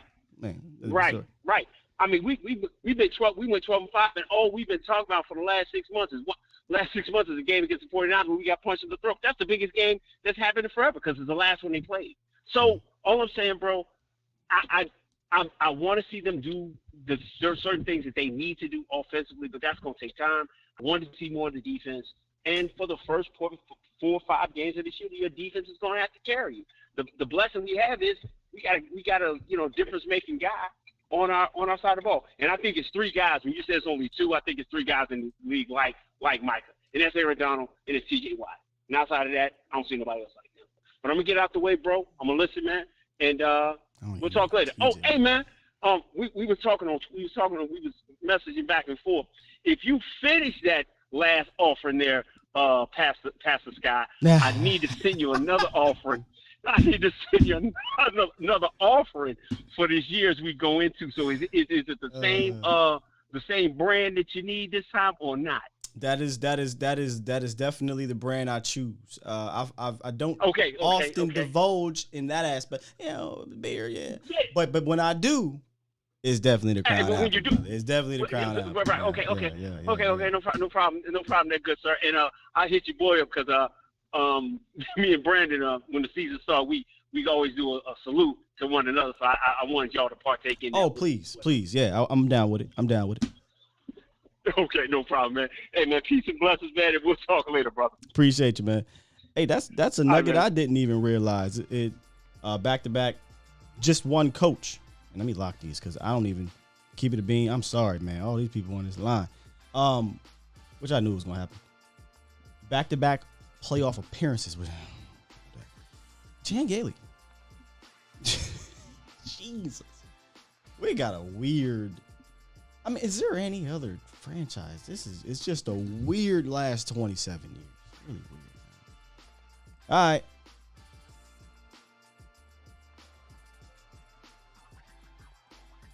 Keystone, my man. What's good, Keystone? I told you I was going to get these next 2 dudes. What up, man? Can you hear me good? I got you, brother. I mean, it sounds like you in the wind, but it's cool. I still can hear you. Give me 1 second. As long as you can hear me, that's good, because I'm on my way to work. Yeah, what's been going on, 717? Man, I've been good, bro. Just blessed. Trying to hold it down for the 717. That makes 2 of us, man. Trying to hold it down. That's why I put Keystone on the map. Yes, sir. Yeah. My situation is, after looking, people might not think this is a big deal, ain't a big deal because it's one practice. To me, it's a big deal because the culture-wise is still not only dysfunctional, it's still soft. Because I'm piggybacking off of the last game we played against the 49ers. There was no will. There was no attitude. Everybody is soft. And it's like they picked up for what happened last year, and the offensive line has gotten worse. And I'm looking at myself like, oh, no, this is a big deal to Keystone. It could be it could have been a half a scrimmage, just where I'm concerned. This is a concern going into this is a concern. And this is the same boys that you're going to face tomorrow night, too. Yeah. And they know, too. And you in our house, and they looking at, you see how Sanford's house did y'all? They're not going to come in our house and do that to us. We're going to let y'all know. Y'all saw last year. You're going to saw this year. Oof. And we're going to face you Saturday, and we're going to shove it right down your throat. Mark my words. I mean, it's hard to argue after, some of the things they did to the offensive lineman, specifically Josh Ball. And, when Zeke got hit and they didn't really respond and things like that. But I'm hoping that the attitude is a bit different on the field on Saturday and from a running standpoint, bro. From a pass protection standpoint, it's really hard to not be, I hate to use the term soft, but it's passive, right? You got to catch. You're really not leaning on nobody. I think physicality and toughness comes from the running game department, and even McCarthy said that. And they're just not doing that enough in these practices. So I'm hoping Saturday they flip the script. But it is an area of concern in regards to the offensive line from yesterday. That's just facts. They didn't look the greatest. Now hopefully they respond tomorrow. But you're right. Them second string and third string, they don't care about all that. They don't care about the Cowboys working through toughness and trying to find a run game. They trying to make the team. So they're going to get guys, second team or third team, going 115 miles per hour. And I don't know if Braylon Jones, who was having an awful camp, I don't know if Fournier and whoever else is going to be out there is going to be able to match that. But they got a chance to prove it. And that's how I was feeling about Josh Ball yesterday. I'm thinking to myself, he's just trying to get in where he can fit in. They can go in and have their fun. They can do what they want. Yeah, they can label me like, I can't do this, I can't do that. I'm just trying to get in where I can fit in. And that was the excellent point that you brought up on that, Sky. And that's how I was looking at it, too. Like, you got all of these UDFAs. They're just trying to get in where they can fit in. Yeah. Let me tell you about something about the Josh Ball thing is not an overreaction. Like there's certain aspects of yesterday are people overreact. Like season's over, probably not here. If you're listening to the show and you're listening right, we're just evaluating what happened yesterday. Tomorrow they have a chance to show something different. But Josh Ball has been struggling all camp. This is not new. In fact, I'd argue yesterday might have been worse than any day I saw down there. I saw three practices down there and saw footage from other ones. That might have been the worst I saw him yesterday, and that's because it's not scripted. And these are dudes on the other team that's trying to embarrass you to get on this team. That's exactly what they did. So y'all could sit here and act like everything's fine with Josh Ball if you want. One thing I'm not going to do is fake it. Josh Ball is a concern. The Cowboys want to ignore it. That's on them. Y'all want to ignore it. That's on you. They got to figure that thing out. If the price is right with Steven, you know he's going to ignore it. Well, I mean, they went out and got Anthony Barr, so, I give him a benefit of the doubt. I'm just hoping that they don't wait too long. I mean, we got only 3 preseason games. Maybe Josh tomorrow goes out and has a fantastic game, right? Like, I think that's what they're waiting for. They're waiting to see, is Josh Ball going to respond when the lights come on? Some people don't practice well. If he responds when the lights come on, maybe you can go ahead and push that to the back burner a little bit more. If it looks more of the same, you can't come out on Monday and act like nothing happened. Yeah, but it was also good to see Dr. City look good. Yes. How they going to label City as number 1. That's a big stepping stone for me to see there, because even going into the league, I'm still going to question the wide receiver core, all because they all got to prove themselves, and that includes the UDFAs. But I will say this about Josh Ball, because you've seen him through camp more than I do. Pardon me when I ask you this, no disrespect, but was he the white Chaz Green?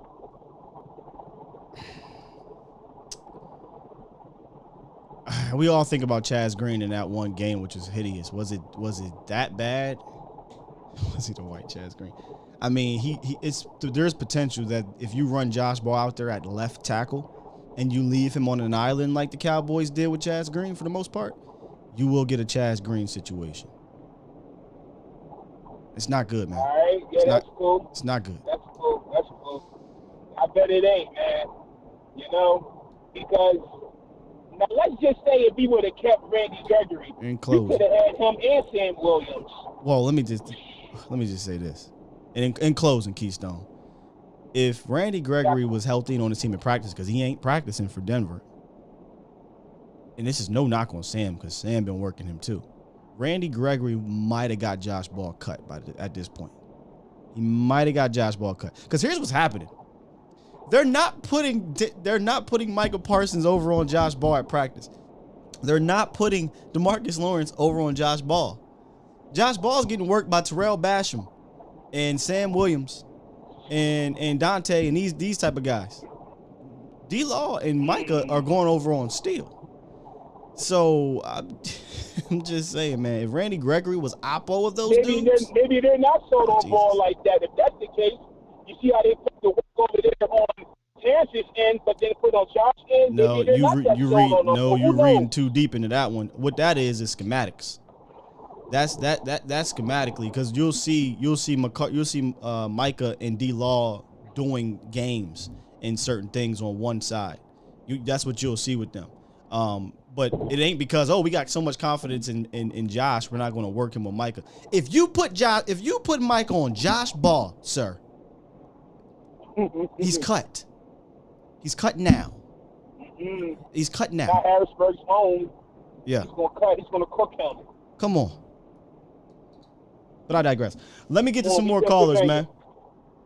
Goodness. I was just going to do that. I was going to let you go because I know they got to eat too. Woo. But I appreciate your time, Star, and I'll holler. And Season 3 of Keystone Superfast is on the way. I salute. We gonna keep an eye out for it, bro. Appreciate you. No doubt. Later. I appreciate, well, maybe they trust Josh. You don't want to do that to Josh Ball. All right? You don't want to do that. You put Micah Parsons over there, hell, even D-Law. That's a wrap for that guy. K. Jackson, Micah might end his career in practice. Somebody said, well, wasn't, Terrence Steele bad last year in preseason? He was. I mean, there was more traits in Terrence Steele. If you go look at the preseason tape, that's fair, to like the feet work, things like that. There was you saw improvement from a technical standpoint, but you didn't see it all come together until the season. Dear football gods,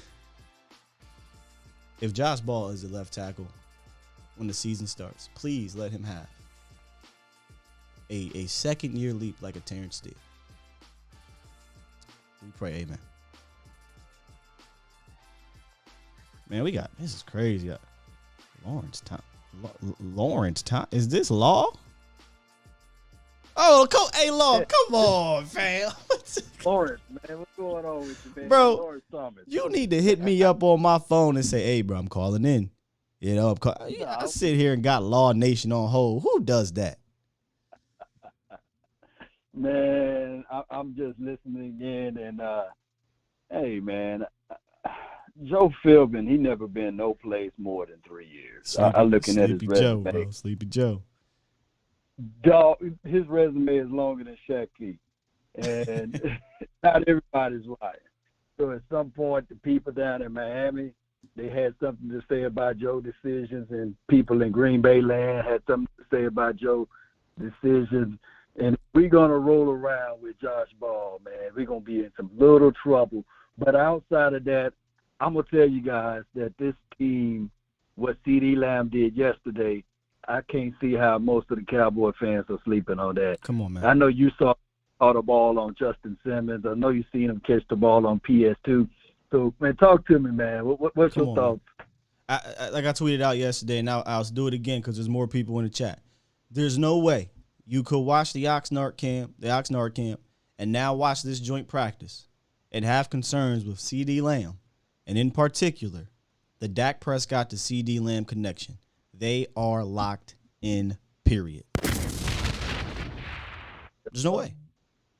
They locked in, man. I said, and then Dennis Houston, the aspect of him getting first-team reps, that let me know everything about what Joe Philbin's decision was to have Tyler Smith sitting on the sideline. He need that quality time out there with those boys, getting that mental rep as well, but still he need to be physically getting those reps out there on the field because he's a rookie. He's a first-round draft pick. We spend valuable draft capital for it.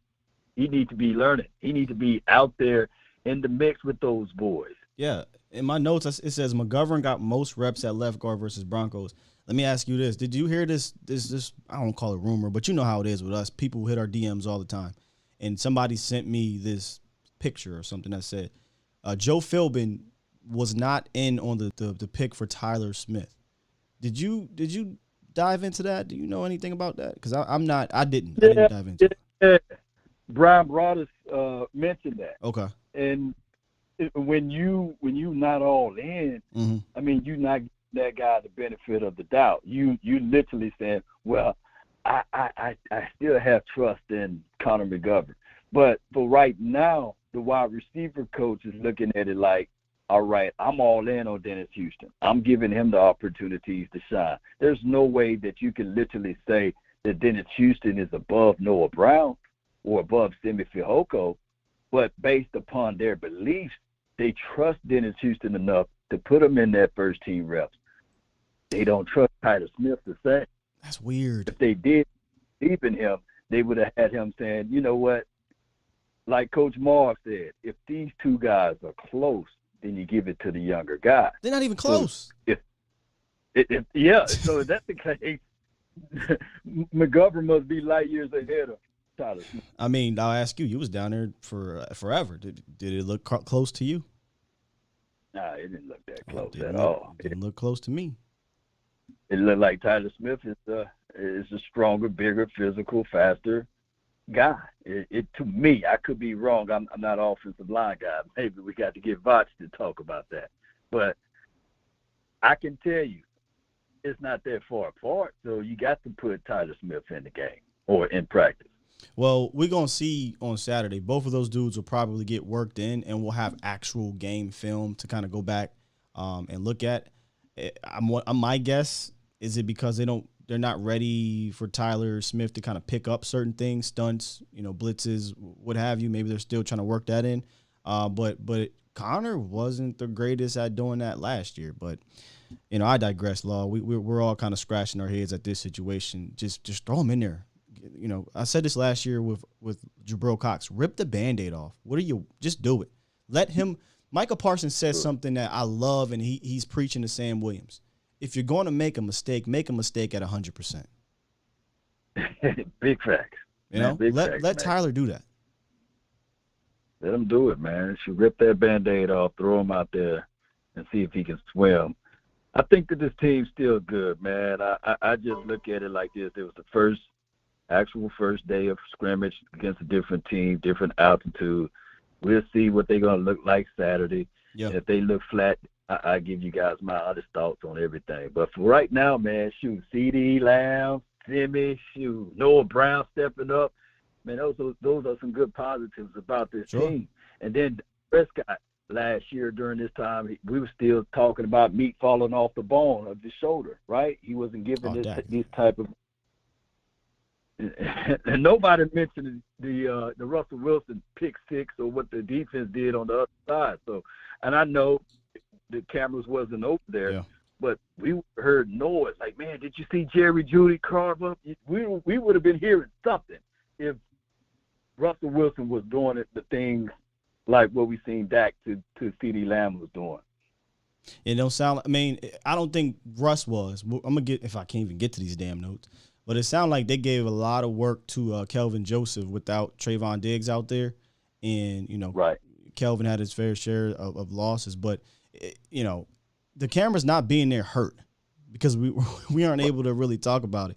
So I tried to find all the tweets I could about the defense. And the things that I came away with was Michael Parsons is ridiculous and that Sam Williams was also a presence and Terrell Basham got the pick six. But I hope whatever the joint practice is against the Chargers, it's on the defense. Listen, you got Herbert out there, Mike Williams, Eckler, who else? Keenan Allen. We don't want to see the offense. I'm sorry. I want to see what this defense does against that. I'm sorry, Law. Put the damn camera on them. Yes, indeed, man. Hey, who's your guy on the defensive side? You like Sam? I mean, Micah's my guy, Law. But everybody's guy, right? The new fish, not the old. Now he's the old fish. Who's your new guy for the defense? So no rookie. I mean, so no second-year player, just rookie. You're just a rookie. Yeah, just a rookie. Oh, it's Sam. When Sam put those pads on, that was what I was waiting for, right? Like, can that athleticism translate? Because they just kept talking about it in OTAs. Like, oh man, he's athletic. He's strong, man. And I think it's from playing inside, at the 4-eye and dealing with those guards, right? He got defensive tackle calluses on his hands. So you put him out there at to rush the passer, and he got in Josh Ball's chest was it 2 practices ago, or it might have been the last practice. Right. And a lot of people see that. They see the end of that play where Josh Ball kind of had to just fall on him. Bro, he pushed Josh Ball into the quarterback's lap before that happened. And I said, God dang, this motherfucker is strong, man. So, yeah, Sam Williams, I think, could be a factor. He could get you about 5 sacks this year, I think.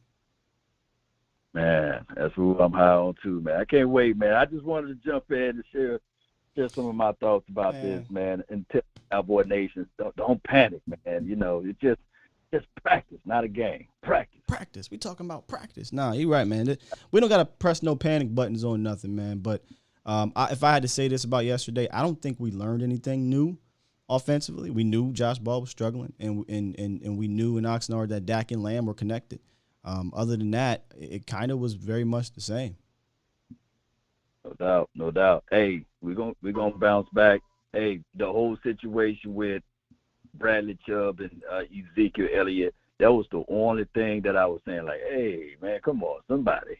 But yeah, it is. Yeah, I'm with you, Law. Somebody should have rung his bell. Hey, what is it? Yeah. Somebody walked up over there and said, hey, man, once you settle down a little bit. But Chubb looked like he was ready for that action, though. He was I ready. don't care. Hey. Yeah, but the closest person to him was C.D. Lamb, and I get it. C.D. Lamb versus Joe, that wouldn't have looked right. Oh, yeah, I saw on your show you said C.D. Lamb kind of put his hand. I don't know what happened there, but you say he's like, nah, I don't want none of this smoke. Yeah. I ain't finna be about that one right now. I'm trying to get this Cowboys wide receiver record for the third year. I ain't trying to mess up. I need these hands. Most certainly, man. Hey, man, it's an awesome show, man. I appreciate what you're doing over here, man. I appreciate you, bro. Keep up the good work. I appreciate you, bro. We had plenty of conversations down there. And shout out to the OC chapter over there with the hard hitters. But man, we had some great stuff going on down at camp, man. Man, it was wonderful, man. Getting away from Dallas and then getting out there and just hanging around with people that absolutely love the Cowboys. Yeah. And I can't wait to do this every year. Now next year we're gonna try to get you guys out there for week 1, right? Yeah, we working on to get out there a little bit sooner. But I'm glad we kind of caught those physical practices towards the end. Yeah, when it revved up, I was like, man, I'm gonna leave, and now they gonna get into fights and everything. I can't even. They got physical. They got physical down there. Yep. Yeah. Hey, but we for sure gonna meet up on the 23rd and the 24th, I believe. Maybe the 25th, man. I don't even like to say this, but First Take gonna be down there at Frisco, and I might have to go down there. Oh well, no doubt. Yeah. Show them who real people are. Exactly. We are. We gonna wrap, and we definitely gonna link up on the. I'm mad it's only 3 practices down there, or 2 practices. I'm a little upset about that, but we gonna link up for them. Most certainly, man. No doubt. But all right, man. Salute. Peace. I got it. That is the incomparable Law Nation. He's gonna text me and let me know he calling in. Can't keep Law on hold, man. Can't do that. But yeah, I'm dead serious about the Chargers scrimmage next week. I'm not saying I don't care about the offense, right?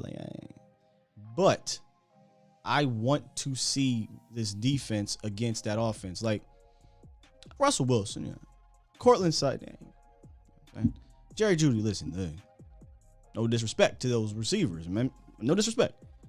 But one thing I do know about Herbert, he gonna throw that ball in contested areas. He's gonna throw that thing deep. And Trayvon Diggs should be ready to practice, right? You're going to have Diggs back. You're going to have, hopefully, J-Ron, who didn't practice yesterday. Micah's got something to prove because everybody was trying to get on Mike. Oh, he didn't really get nothing against, I forget the left tackle that they drafted. My bad. I just really didn't. I wanted Mike. But, so I want to see the defense next week. You could show the offense for like 15 plays. Not even, maybe 10 plays. I want to see the defense. Let's see what happens over there. Let me get to the note and then I'm gonna finish off because we talked about defense, right? And see if I can find it. Where you at? They talked about Kelvin Joseph getting a lot of action his way. All right, here we go. On the defensive side of the ball, cornerback Kelvin Joseph was getting plenty of attention against the Broncos receivers. One of the first plays of the day, Joseph was tested deep against Cortland Sutton. And Joseph was in perfect position to make the play and nearly had the pick, but he deflected it to the pass to the ground. But after that, Denver had its share of success against Kelvin Joseph, who gave up a couple of big passes downfield. So, I think it's important to feature that Joseph was getting a lot of action because Nashawn Wright, I saw him kind of getting worked in practice with the ones when Diggs was out. and Diggs didn't play yesterday, so we want to see Kelvin Joseph kind of step up. But the only way Kelvin is going to continue to get better is to get out there and play and make these mistakes at practice, so that when he gets into the game, he can get some dubs. Because he wasn't, when he played, very minimal, it was like 150 snaps or 80 snaps. He was around. He was, he was there. He wasn't shut down or anything, but he also wasn't a guy who was like, oh, Kelvin Joseph's out there, let's go deep, touchdown. So they got to play him more. Important reps on Saturday for Kelvin Joseph. Wasn't the greatest in preseason last year, but it's year 2. We know what he's going through or has went through. So we kind of want to see him take that next step against the Broncos. I guess this practice might have been more important in the game for him because, hell, he might not play, but he should. And Russ is not going to play. Cortland's not going to play. Jerry Jeudy's not going to play. These guys ain't going to play. But it doesn't matter. Momentum is momentum. He needs it. So I want to see Kelvin get out there on Saturday and kind of build on top of his camp, which hasn't been a bad camp, but it hasn't been a thing like, hey, man, Kelvin Joseph. I think Nashawn Wright has been a bit more, he's popped a little bit more in camp when I was down there. But, Kelvin's physical. And I'm going to go ahead and say this on air.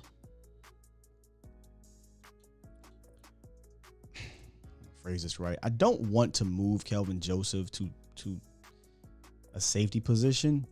I don't want to be that guy, but I think I looked over to Vach and I was like, hey, he's kind of got a safety physicality to him. That's just how I was looking at it. He was very handsy, very physical, very handsy. As a cornerback with these guys. I'm not saying I want to necessarily move him there, but I'm just saying he seemed very physical in that aspect. But I think at safety, it's more of a mental thing. Yeah, I know y'all saying free safety. I'm not going there just yet. Because he did some good corner things last year. If you go look at like the Eagles game, the Washington game, I don't want to move him from there. I'm just saying, when it comes to getting physical, I do like that he has kind of a safety mentality, is what I'm getting at. Adrian said the safety guy in Sky coming out. That might be true, too. That just might be the thing. Let's get to Reek real quick. What's up, Reek? Hey, what's going on? What's good with you? What up, Sky? What up, Coolin', man? What's up, Cowboy Nation? Like, share, subscribe, stand up, man. Hey, man, everybody need to quit panicking so damn much. It was just the first practice. They should have got smacked around if they was going to come out there against them different Broncos with not with their head on the swivel.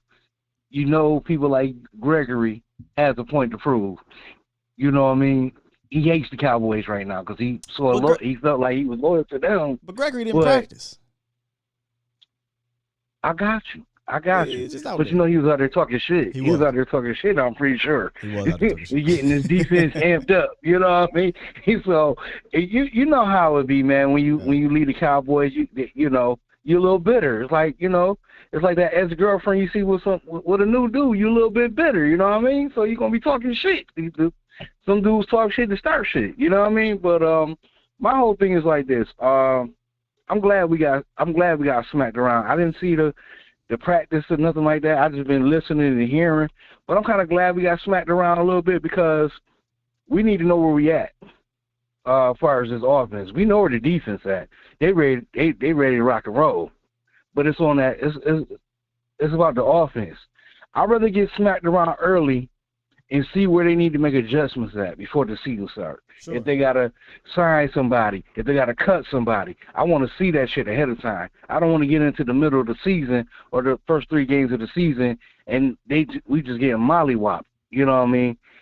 I'd rather them see the problem now and adjust it. Yes, that's what I was about to say. I think there is a point, though, where you got to kind of have some foresight at certain positions or players or whatever, and you can't just say, oh, well, we got to wait. Because that's what we said in OTA. Let's wait to camp. And then we see certain things at camp. Okay, let's wait to the preseason. Well, now we see the joint. Well, let's wait to the game.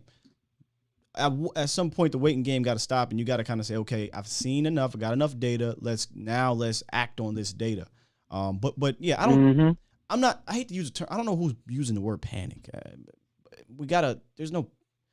Again, yesterday, y'all, nothing was new to me.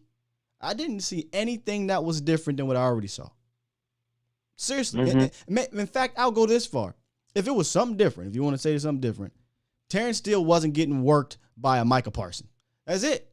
Terrence Steele was a solid right tackle yesterday in camp. The worst rep Terrence Steele had was on a rollout where it looked like they were trying to get a double team thing going. Maybe he had to get on the defensive end to get to the second level. I don't know. But and that's actually not the case because it was a rollout. But he got a swim move put on him. The tight end actually cleaned up the block though, and he fell on the ground. Other than that, I mean, Terrence Steele looked like I thought he'd look against a non-Micah Parsons rusher, right? So nothing really looked new to me yesterday. The passing game with CeeDee Lamb and Dak connected. You didn't get a lot. You didn't get a read on the run game. Josh Ball was terrible. The only thing new, Tyron Smith, I guess, hurt himself. That's new.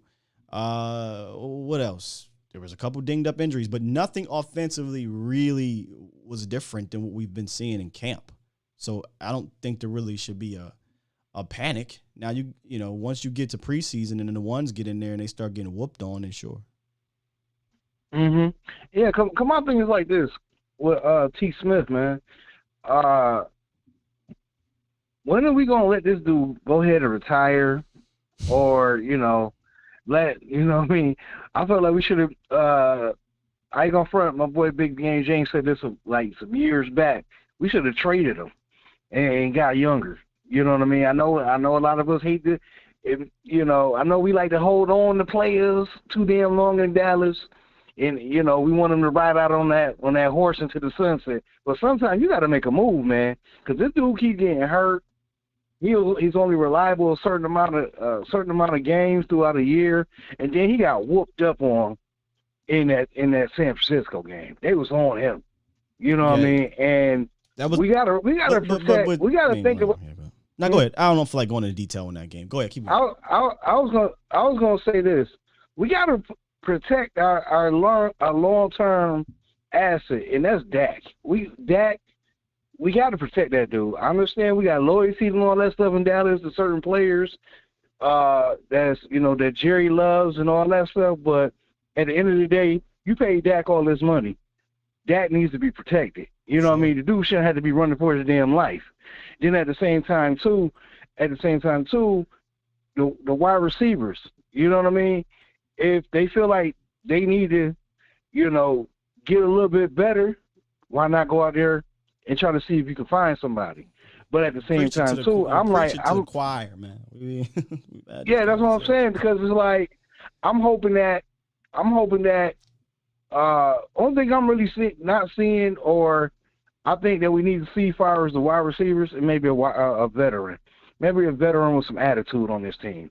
You know what I mean? That's going to pump up these younger players and be able to go in CeeDee Lamb face and tell them, like, you the man. Go out there and take the game. You know what I mean? Because last night I kept hearing people saying that CeeDee Lamb has like he's more like a Cooper. He's not gonna say too much.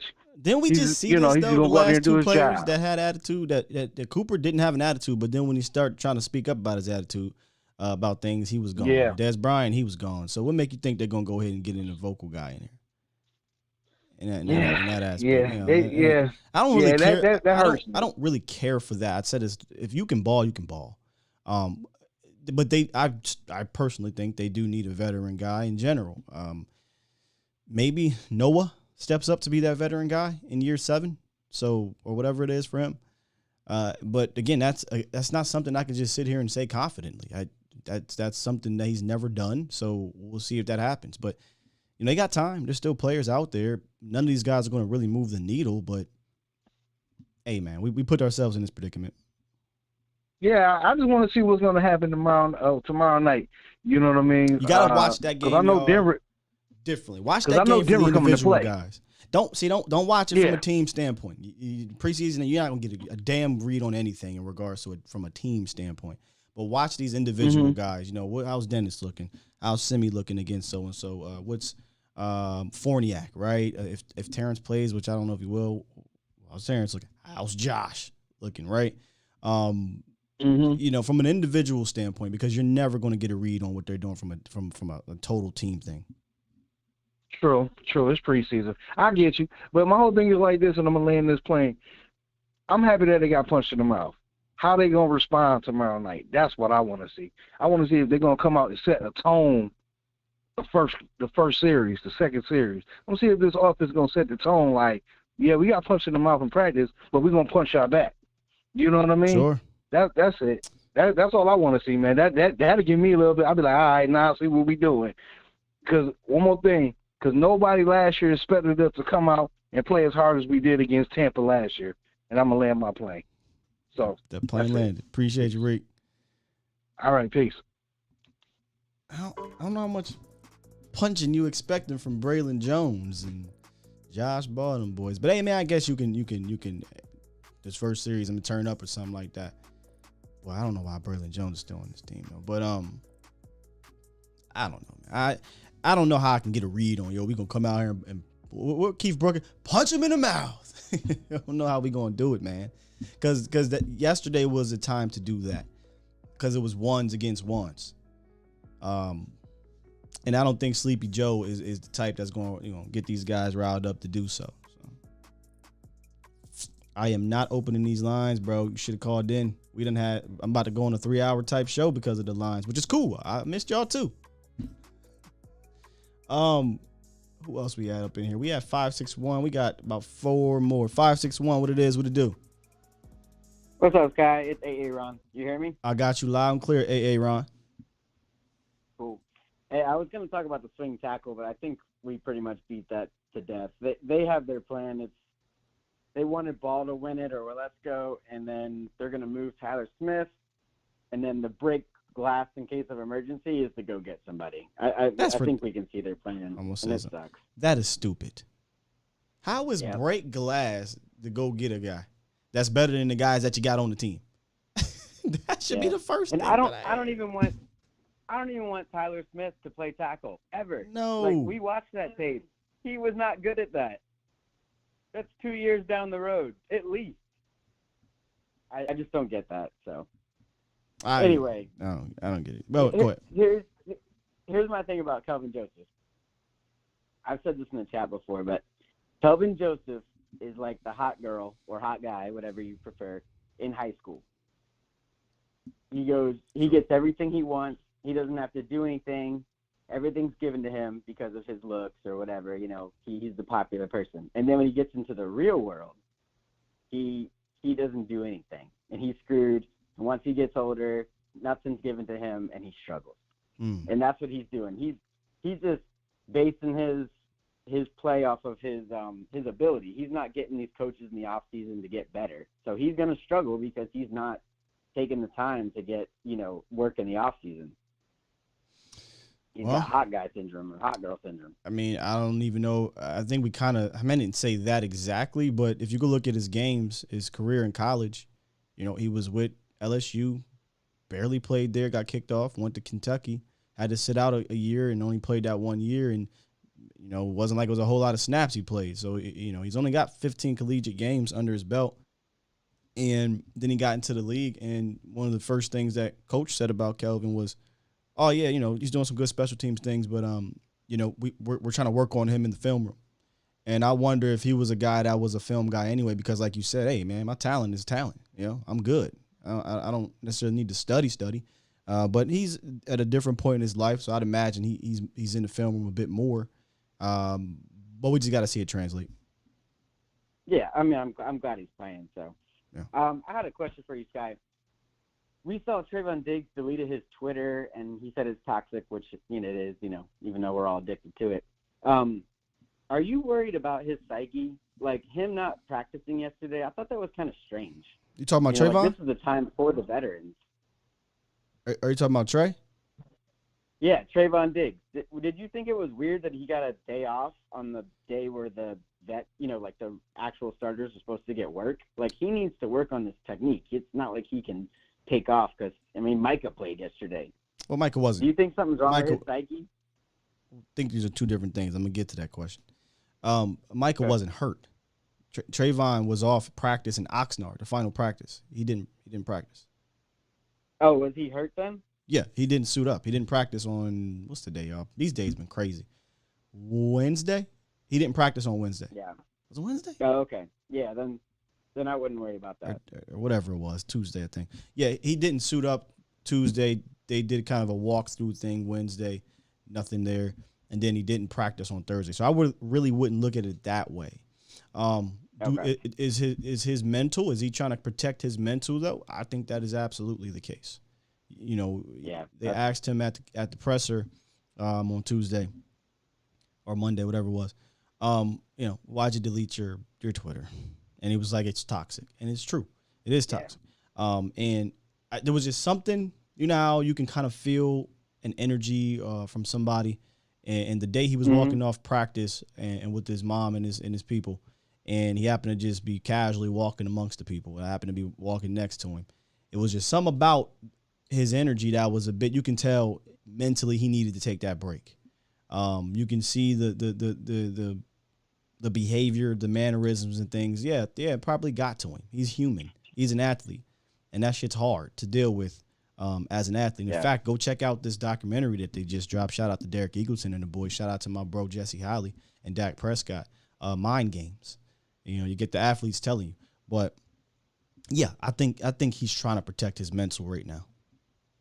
Yeah, no, I get you. I'm big proponent of getting help. So like, you know, I just feel like something's wrong with him, you know, in that way. So I was wondering if they were trying to protect him or something. Protect him from injury, sure. Yeah, protect him. I didn't know he had an injury before that. So. Scott, I had one last point. I think you saw it probably in training camp too, and then I didn't see it yesterday. I saw they would line up to the line and quick snap and like hike the ball and run the play real fast. Oh yeah. You know, or they would line up, motion, snap the ball real quick. But I didn't see it yesterday. You know, Dak started to do the thing where he tries to get into the right, correct play. You know, and I wondered if that was one of the reasons they struggled instead of doing that quick snap thing. Did you notice the difference there too? I didn't see him do the quick snap stuff. But Tuesday, I just kept looking at Vach, and I'm like, bro, they weren't doing this last year.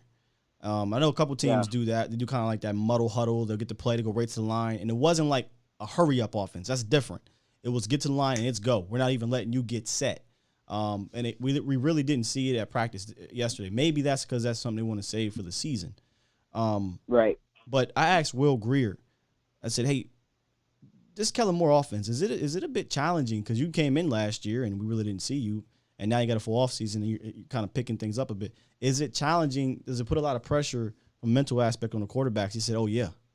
You know, it's one of those offenses where, you know, it puts a lot of the calls on the shoulder of the quarterback in general, which I know that sounds like every quarterback does that, but some schemes are, quote-unquote, quarterback-friendly from a mental standpoint. And some schemes stretch the quarterback's mentality and IQ and all that to the extent. And this is more of the latter under Kellen Moore's scheme. It is very contingent on get to the line of scrimmage, figure out what's going on, and then make the call from there. Hence, we're going to adapt to what the defense gives you and things like that. But hopefully within that, he's tweaked it. But, yeah, it's one of those things. He was doing the same thing yesterday, trying to get to the line and making the right call. And, you know, that got us in trouble last year towards the, you know, middle of the season. I'm hoping this year. Like the Cardinals game. Yeah. Oh, yeah. In Denver. Yeah. I'm hoping this year, though, it's more of and Kellen Moore said it, we need to find a way to have a more emphasis on getting him the ball. So hopefully it's more of that. Getting your guys the ball than working off of that. Nice. All right, well, thanks for the call. I mean, great call, Danny. I'm glad that you can't get on there, but Danny, I want to give a shout out to Sadika, by the way. Shout out to Sadika. I was sick, and she kept checking on me every time I jumped in the chat. She would be like, "How you feeling?" Da da da. So like, she's the best, man. We got some queens in Dallas Nation for sure. So absolutely, we do, man. You know what? Let me just go. All right, guys. Appreciate you, hey Ron. Keep rocking in the chat, man. Yes, sir. I don't want Danny to send nobody for me. Danny, come on, man. Come on in, brother. Come on in. All right, man. Get to the chat. Come on, Danny.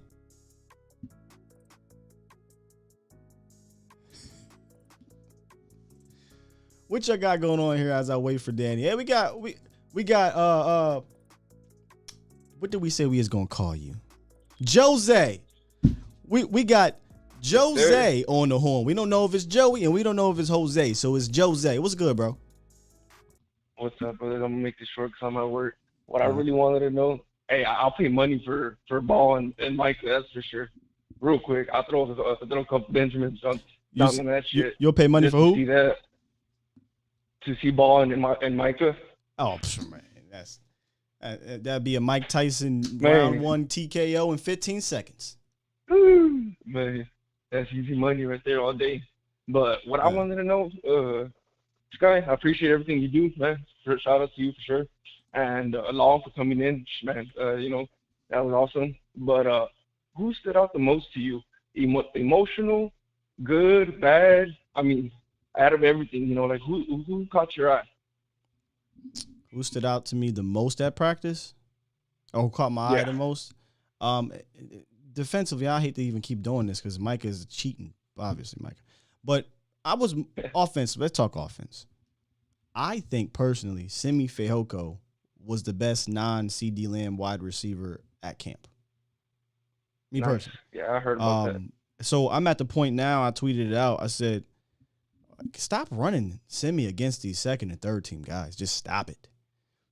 Because they are no match for him in jump ball situations. They're no match for him downfield. He has this ability to box out guys with his height. Stop it. I'm tired of seeing it.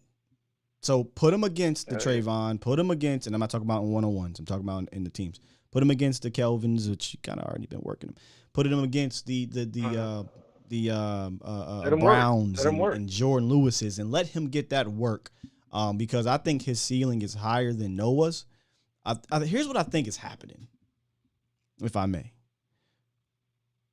We have such a low bar for all the receivers outside of CD Lamb that anytime we see Dennis Houston make a catch, like, oh, there goes that young guy, Dennis Houston. He's in the spot he's supposed to be. He is fantastic. Sure. Anytime Noah Brown, now he's made some spectacular plays, though, so I'm not going to knock Noah. But anytime Noah makes something, say, oh, look at Noah, y'all. Sure. I think it's because the bar is low. But I think Simi has legitimately given me something to say, 6'3", runs at 4'3". You see the burst sometimes. You're seeing the go up and get an ability. His route running has improved. He's just an improved player. You listen to him speak and how he carries himself, he's way more confident this year. Way more confident. I had some hope in him. Go ahead. I had some hope in him about him last year. I wanted him to shine more last year. Impossible. But it was impossible. I'm glad. Jose. I know that, impossible. Especially with CD there and everybody else in there. We had too much. That's why. The conference has been locked. How'd you feel with Cox though? I wanted to know about that one. He barely practiced when we were there. He did practice limited snaps the last two practices there. And I had a chance to interview him. I actually dropped the interview on the channel. I'm just encouraged that he's back healthy. He's moving around fine. Like he moves around very well when he's healthy. So it's really, I think, about staying healthy. I think him being the run chase guy from a run game department standpoint is going to be a very underrated aspect to his game. I didn't get a chance to see him take on blocks. Another reason why I can't stand not tackling in camp. You can't get a read on these linebackers. Only way you can get a read on them is in pass coverage. And it's going to be hard to throw these little rinky-dink flats and Jabril Cox not be there. So from a movement standpoint, pass game standpoint, Jabril Cox looked fine. Nice. And last point, I saw a quote that Pollard said that he would do anything, I believe, that what he has to do for our team in order to, I guess get a championship, I believe. Is he playing the slot more? He's playing everything more. They doing, and I'm hoping this, please, sweet baby football Jesus, if you're listening, please put Tony Pollard out there on the field as much as possible. Definitely in the first few weeks. Amen. I get you, Dennis Houston. I understand. You're going. I get you, Noah Brown. I understand. But Tony Pollard deserves to get more targets than all of them combined. So please, sweet baby Jesus, put Tony Pollard on this field to begin the season. Amen. 8.2 ounce baby Jesus. Yes, sir. Yeah, but I'll let you go, Will. I appreciate everything. And shout out to the Bomb Squad. And I hope everybody has a great day. All right, man. Appreciate you, Jose. Yes, sir, brother. Shout out to the Bomb Squad. Bomb Squad! Y'all been listening to me ramble. It's about 470 some people in here. Y'all been listening to me ramble for almost 3 hours, damn near going on. 2 hours and some change. I don't know. Salute to y'all. I don't know how y'all can listen to me go on and on this dang on long, but y'all have no idea how much that means to me. Y'all are truly the best. But we love our boys, right? And I try to have conversations that, you know, make sense here. You making sense, I listen to you. You know what I mean? So appreciate you. I got you, Danny. I got you. Kent Rock, wide receiver core was stacked last season. Opportunity going to show out now. Yeah, it was. Semi couldn't crack that. I didn't expect him to. If you go look at, you know how we do our rating the draft series, and we have the 3 different levels, and the one level is year 1 impact. It was 1 star. I didn't expect him to make an impact. Long term, I put it up to 3 because I thought he had something to him.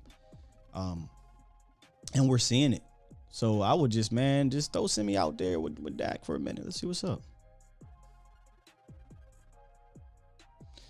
Okay, Danny, you bullied me into getting you on the horn, Danny, and it's because I felt your blood pressure just kind of getting crazier and crazier, and I feel like you need to let it out. You need to let it out, so I'm going to let you let it out, brother. What's good? Listen, first of all, I appreciate it from the bottom of my heart. You opening the line for me. I truly do. I appreciate it. I apologize. I'm here late. But the big bad booty daddy was out with one of his freaks last night. So I slept a little late. Okay, talking about Big Papa Pump. Big Papa Pump. I slept a little late this morning, so I apologize. So I apologize to the Bomb Squad, too, for being here a little late. I'm going to talk a little bit about yesterday, what I saw. Okay, what you see, Danny? First of all, I see everyone hunched over like they never worked out in their lives. And let's get back to, somebody said, maybe if we have our camp in Texas, maybe everyone's not all hunched over yesterday, like they just ran the Boston Marathon. But that's just me. But that's one of the reasons we're going on 27 years of nothing. The O-line, I was actually nervous when I saw Tyron out there for 5 reps. Why would you even put Tyron out there for 5 reps in a practice? In a practice. The guy's made of glass at this point. He should have been gone 2-3 years ago, traded. And then they put him out. The left guard, in my opinion, was hard to grade because they kept on switching McGovern and Tyler Smith. McGovern would get beat, then he would look like he would make a decent block. He laid one guy out on his ass. Tyler Smith's a rookie, going to cut him slack. I think he has a good future. But some plays, he looked lost, like tentative. I don't think we saw 100% of his aggressiveness. Right. Tyler Badass, forget about it. Horrible. It looked like that. I know it was just a practice, but it was the O-line, and that's where you go out and make a statement. And not for nothing, that looked like the Denver game from last year. If that's legit, how many sacks does Bradley Chubb have? Josh Ball, we in trouble. And as bad, I've been saying for the last few weeks, the Jets signed him yesterday, the kid Dwayne Brown. I think Dwayne Brown could have did a little bit better than Josh Ball did. Dwayne Brown would be better than Josh. And here's the thing about Dwayne Brown. He old as hell, and he was terrible last year for the most part. Gave up like 9 sacks or something like that. But he'd still be better than Josh, I think. There's other guys out there. There's Riley Reef is gone. Dennis Kelly is gone. Eric Fisher is still out there. Professor O's guy, Sam Tevy. Hell, I'd at this point give him a call. And there's one other person that's out there. Listen, and I agree with you, but going back to the draft when the minions are laughing at the guru of me saying the first 2 out of 3 picks got to be O-line. Now, I have a theory. I don't like Philbin. Like, everyone else can agree with that. A lot of people were killing Philbin because they were saying that he didn't want Tyler Smith. let me just follow me with this. Gotcha. I'm following. Here's my thinking. I'm just thinking it's not that he didn't like him. It's not that he didn't want him. It's just that he knows how bad Tyler Badass sucks and how much of more an upgrade Tyler Lindbaum from Iowa would have been. He's one of them ones. He's looking pretty good. Tyler Lindbaum from Iowa. Like I said, let's not put anyone in Canton. We got a long way to go. But maybe that was my thinking of why he didn't want Smith. Because he knows Tyler Badass is that bad. There was a handful of guys that, for the most Cowboys fans, whether they want to lie to you or not, were hoping the Cowboys would have selected over Tyler at that time. It doesn't mean that we're not behind Tyler now. And Tyler Linderbaum, I'm sorry, was one of the guys. Too many damn Tylers. Biotis, Linderbaum, Smith. I know. We definitely got a lot, definitely. But Linderbaum was one of them ones for me in that handful of guys. No, me too. But you see, center is not a position where you need a guy who's 6'5", 360. You can get away with a technician, a wrestler who knows angles. You know what I'm trying to say? In my opinion, the kid Linderbaum from Iowa, he's going to be a 10-year starter. If I had to guess. I was huge on Creed Humphrey last year. He went to the last pick around too. Nice. If I had to guess, so the Eagles drafted, who was it? Jordan Davis, right? And we kind of got a gist of what the Cowboys' first round draft looked like. I can't remember exactly where Linderbaum was on their sheet. I'm pretty sure, though, he got a first-round grade, but I could be wrong. Tyler, we know. Tyler, he was the 16th ranked player on our list. Cool. But if I had to guess, with the Eagles taking Jordan Davis, if you go listen to Will McClay, he sounded like he was a bit shook that they took him, and he wanted to address that by getting a bigger, more physical guy. And that's why he said we didn't take Tyler Linderbaum when we took Tyler Smith because, we want to match the size type of thing. Listen, I agree with you there to an extent, but Sky, and anyone could do this, I'm no magician. You go to YouTube, Dallas Cowboy War Room that night, Will McClay looked pissed. Will McClay looked like that was not his pick. Sure, I don't think Linderbaum was, though, is what I'm getting at. 100%, yeah, 100%. And listen, and let's be honest, you have a board, you stick to a board, and now you're going to tell me we're going to not stick with our board to a team we put 100 points on last year? We put 100 points on Philadelphia last year. Now we're going to change our draft board because they drafted Sky. You're very smart. But they didn't. That's not what I'm getting at, because that's why I wanted to say that they had Tyler Smith as their 16th ranked player. So technically they did exactly what you want them to do. They stuck to their board, Danny. They took the 16th best player at 27, whatever the hell we drafted at. So they got to steal to them. No, well, listen, I have a feeling, and I have a bad feeling, he's going to be playing a lot of left tackle this year. I'm serious. I got a feeling he's going to be playing a lot of left tackle. That would be idiotic because you're not giving him left tackle snaps. I agree with you. You're giving him a Josh Ball. I agree with you. But let's be honest, Bradley Chubb ate him alive. Josh Ball was awful. He's been awful. And then you know what pisses me off? Listen, I'm old school, man. I'm a code of the schoolyard. You don't rat. Sure. You stick with your friends. You see your friends getting jumped, you're putting your fucking ass in there. Excuse my language. I apologize. I apologize. Yo. Who was I? Somebody from back home hit me up. Was it G? Yo.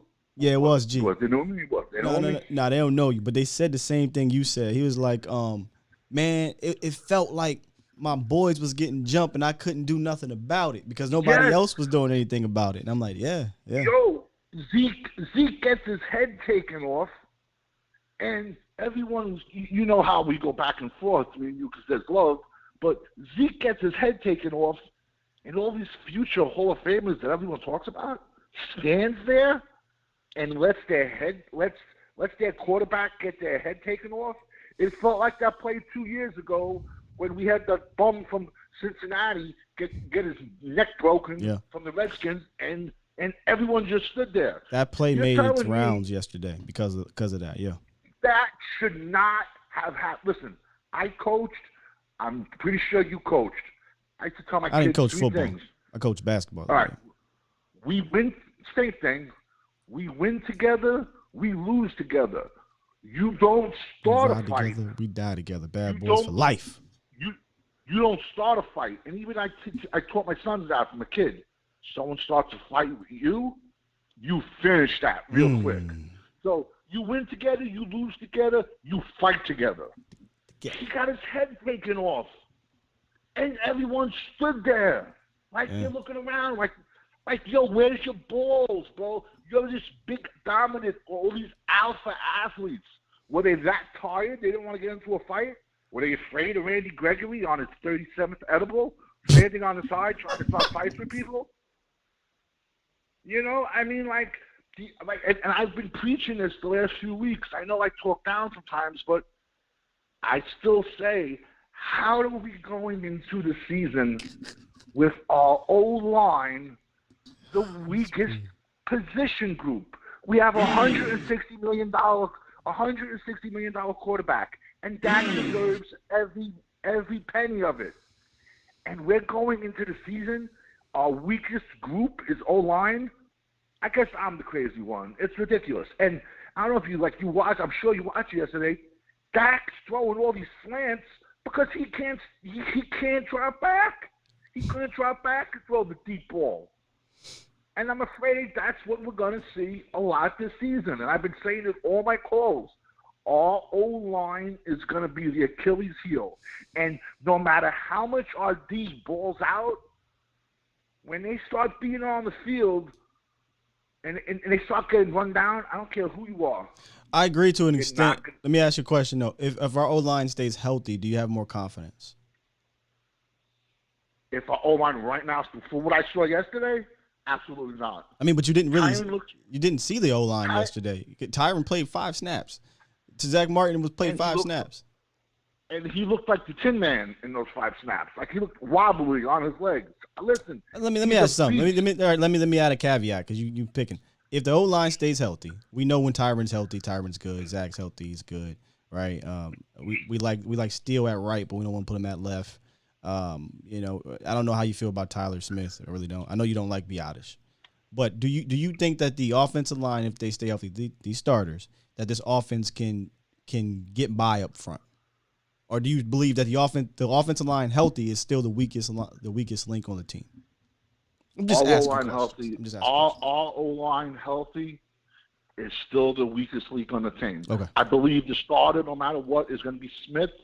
I honestly don't know why. Why now? Listen, we draft Tyler Smith in the first round. And why now are they trying to shove McGovern down everyone's throats? Let's be honest. We've left Connor Williams at left guard for the last 4 years. But now we use a first-round pick on a gangster at guard. And now they're trying to shove Connor McGovern down our throat. It doesn't make sense. Connor McGovern's a better right guard. It was, like I said, that position was hard to grade yesterday because they were flip-flopping. But now it was hard to grade in general from a run standpoint because they're not really running. You know, but if you want Tyler to be your man, and if you want Tyler Smith to be your man to block Jordan Davis, why are we playing games with him and McGovern? McGovern's our fullback. Let's be honest. I don't know, Dan. Let's be honest. I've been asking this question since camp. Tyler Smith has been your better player. 100%. Yeah. But why are they shoving McGovern, though, down our throats? Why? I don't know. You got to ask them. I wasn't impressed with Steele yesterday. I'm going to be honest with you. He got his head taken. He got his helmet taken off and slapped around, too. And he did nothing either. Still, you go back and watch, man. I understand you're not a fan of Terrence, but I went back and rewatched the scrimmage. Terrence Steele looked much better than he did in training camp going against Michael Parsons. You know why I don't like? Well, It's fine. You're talking about camp. I wasn't at camp. I I didn't really watch camp at all. I watched yesterday. So how can you? You know, but do you think Mike is going 100%? Let's be honest. You think Mike is going 100% in camp? What are you talking about? But then again, you're saying Mike is going up against Steele. Steele's look better. No, that's not. Micah? No. I said Micah because the news coming out of camp is Micah Parsons was destroying Terrence Steele for the most part, and that's true. But then my rebuttal, and most people that are logical's rebuttal, is that Terrence Steele is not going to be facing Micah Parsons every snap, and when he goes up against normal rushers, he's going to be fine, and that's what he was against Denver. I'd urge you to go back and watch. Terrence Steele looked like a normal right tackle against normal rushers. Did he lose some? Yeah, his worst rep was a swim move put on him when they did a rollout. But the rest, Steele was not your problem yesterday on that line. Josh Ball. Question. Sure. How about yesterday if Randy didn't have his hat on and he had his helmet on in front of Steele yesterday? Hypothetically, why are you putting in a hypothetical that didn't happen? Yesterday against the Denver Broncos. Yesterday against the Denver Broncos, Terrence Steele held up. It's not. That's the wrong side you're focusing on. I'm trying to tell you, go back and watch. No, I'm talking about. I'm talking long term. Listen, No, you weren't talking long term, Danny. You weren't talking long term, Danny. Danny. Okay, you listen. You weren't talking long term. You said yesterday. So I'm just letting you know. Yesterday was fine. In my opinion, and like I said, I've been wrong before, and I can admit when I'm wrong. Sure.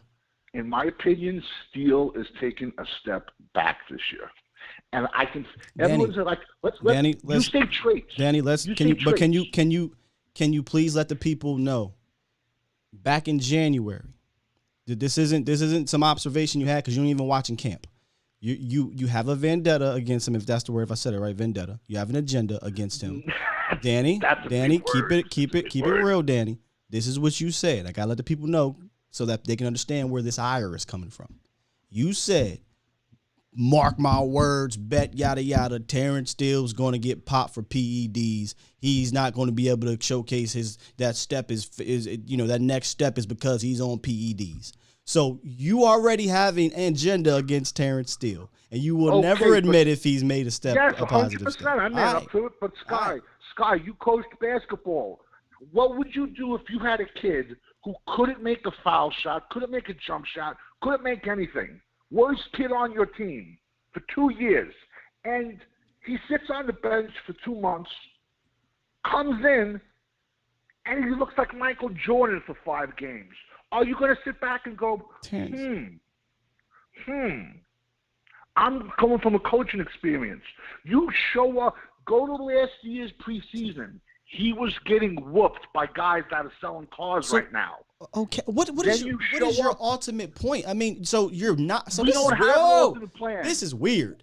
This is really weird. You're knocking the guy for improving in the season because he didn't look good in his second year, by the way, as an undrafted free agent, by the way, because he didn't look good in practices and preseason, but maybe he took those things and put it to work, which he did, right? He went to the people that he went to go see to get better, and he got better. So you're saying because he looked good, we should ignore that because he sucked prior.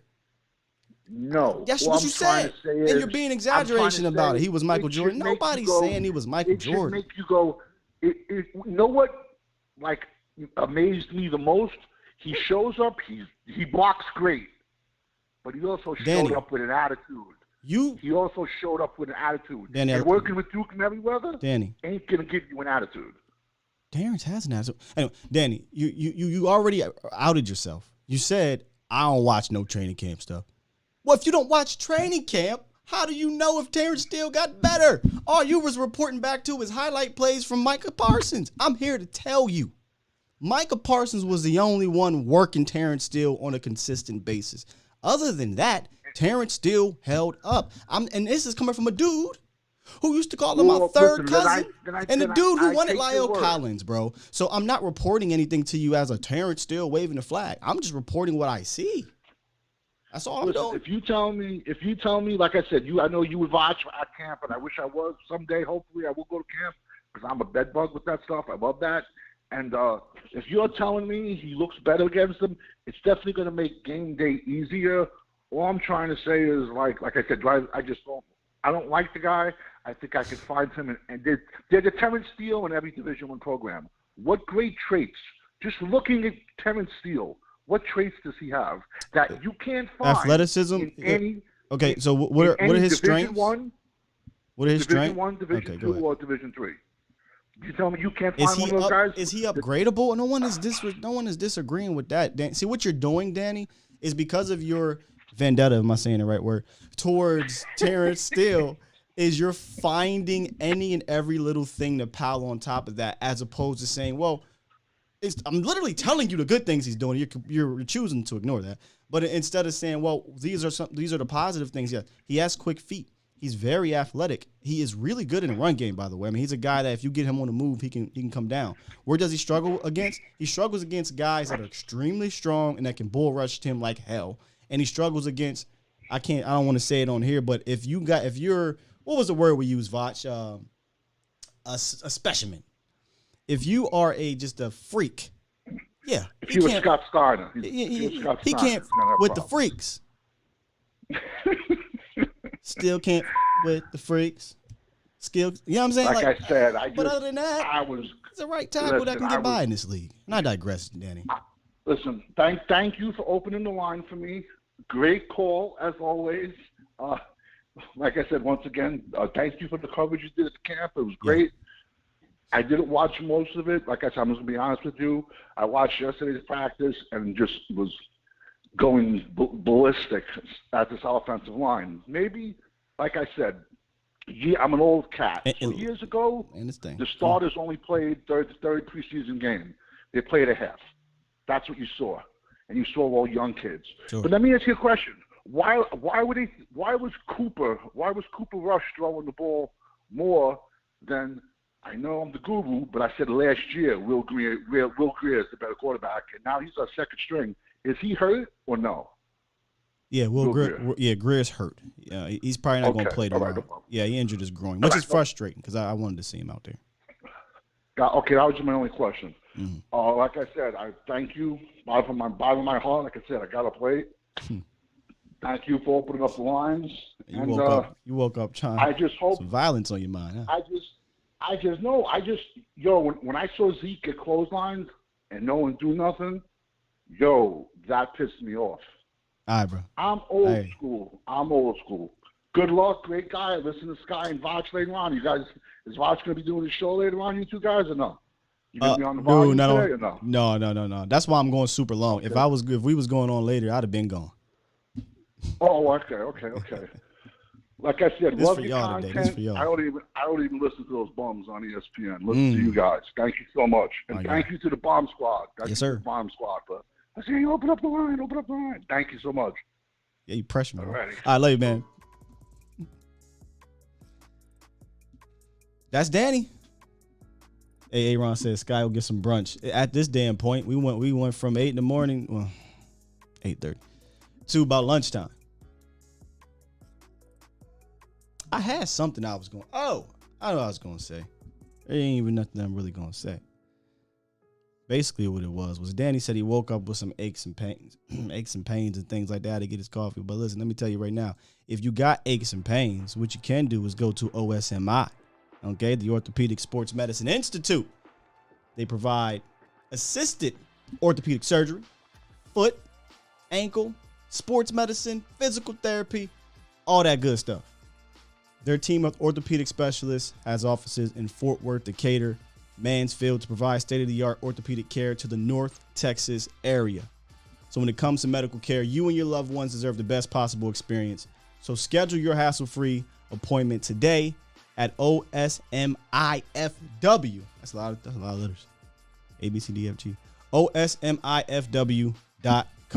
We're going to have Dr. Boothby back on the show. I'm so excited to do these. I think they're like monthly takes with Dr. Boothby, maybe even more, on guys that are injured and updates and things like that. We'll have him back August 22nd, so y'all stay tuned for that. K Jackson, salute, bro. Oh, man. Am I wrong on still? I'm not the type. But come on, y'all. I'm not. One thing I'm not going to be doing is putting on no cape for nobody. I'm just telling you what I see. Michael whooped on that right tackle in Denver. Nobody was whooping on Terrence in Denver. He lose something? Sure. Sure. Who's 47 or whatever? Kept trying him, didn't work. So that, direct your frustrations offensive line wise to the swing tackle, in my opinion. Right now, still go out there and get whooped on Saturday. And I'm sure it'll be a play that is going to happen. And people are going to be reporting to all of us that, look, see, he sucks. And he may. If he does, he does. We'll talk about that. But until I see him sucking against somebody else, not named Micah Parsons, I'm not about to sit here and freak out. Josh Ball is a completely different story. That's all I'm saying. If y'all want to, get on Tyler Biadasz, he's lost his fair share, going up against guys like Neville and whatnot, I'm not saying he's had to clean his camp. If I had to guess, I'd say technically, Biadasz would be your weak. I hate to use that term, weak link, right now, but it's hard to get a true gauge on it because we don't know about Tyler Smith just yet. But I'm worried about no damn Steele right now. When the time comes, I promise you I'll be here. Hey, I'm worried about bro. I promise you. Would it be a show if we didn't end the calls with Marv? Hey, Vach. What's good, Marv? What's good, Marv? I'm listening to the one guy, Dennis, pissing me off. I'm like, come on, brother. Oh, Danny Dennis. Steele, yeah. Steele, man, and Steele played last year, guys. They averaged like 7 or 8 yards per carry to his side, running the ball. He played better than Salute the boss. Collins. Shout out to my guy. Yeah, and I love Collins. But Collins, it's like Steele. I'm working for Steele, and I go to work. Steele just paid me all this money, and I'm supposed to be doing his backup for his work, and I'm bull jobbing. Steele find out, Mark, man, I paid you all this money. Come on, brother. All right, Steele. And I'm still bull jobbing. Ain't taking it serious. After I got paid $50 million. Come on, bro. Can't do them people like that. If they pay you $50 million, they want the best. They want the Collins that we had before. They don't want no guy that's pimping them. So that's why they got rid of him. And still outplayed him. So I'm not worried about Steele. You're going against the fastest DN in the NFL, 4'3", 245, 46. Got all the techniques in his second year, making Steele even better. So I'm not worried about Steele. The ball, I told you, Taya Sayuki, who we had last year. How you say his name? Who? Oh, the guy snap. Ty Nsekhe? Yeah, Ty Nsekhe. I love your bar. He said, he made Ty Nsekhe go from a black man to an Asian real quick. Who the hell is Ty and Sayuki? Hayukin? Yo, Marv, you wild. Completely. But T and S. You got it, though. Go ahead. I had to get it. Hey, but they got him on hold. You know they do. They said, man, we got to see what this young kid could do. We're going to see him tomorrow. This guy, he's behind time. Last year, he got hurt. So, and it's just like you said with Joseph. What is a Sayuki? What was your thought process? I'm just curious. What was your thought process? I don't know. No, you just was like, I knew it was. Try to say it. I know Boss gonna love that. all the fans gonna love that. Hayukin? Oh man, you gotta love it. Go ahead. What I say, Sayuki? I'm sorry. Go ahead. No, you said Sayuki. I know, but we waiting. We gonna see on Saturday. Hope you don't get the quarterback killed. And I'm like you, Will Greer is better than number 10. He was playing better than I'm telling you. Yeah. Very. I'm mad because he got that growing injury. I wanted to see him play so bad. Because yesterday, when 81 had burnt that corner, that would have been 2 touchdowns, 2 bombs. I gotta mute myself sometime. The chat is funny. Yeah, go ahead. You good, Marv? You know what I'm saying? Mm-hmm. 81 had burnt them twice. And He missed. Number Yeah, 10. yes. Simi, what's his last name? Simi. I ain't gonna say the last name. You got it. You ain't gonna get me on that. Simi. From from Coming to America. Your boy. Simi definitely hit a 9 route though, Marv, and had his man beat, and yeah, Cooper couldn't get it to him. Cooper Hush. Cooper Hush couldn't get it to him. You got to play better than that, man. Yeah, man. Come on, Cooper. You got to play better. But you can see in the practices, Will was out playing him anyway. He was.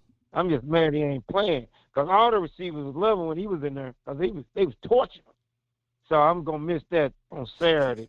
But and another thing, all the fans, we got the receivers. We don't need no other receivers. We're not gonna miss.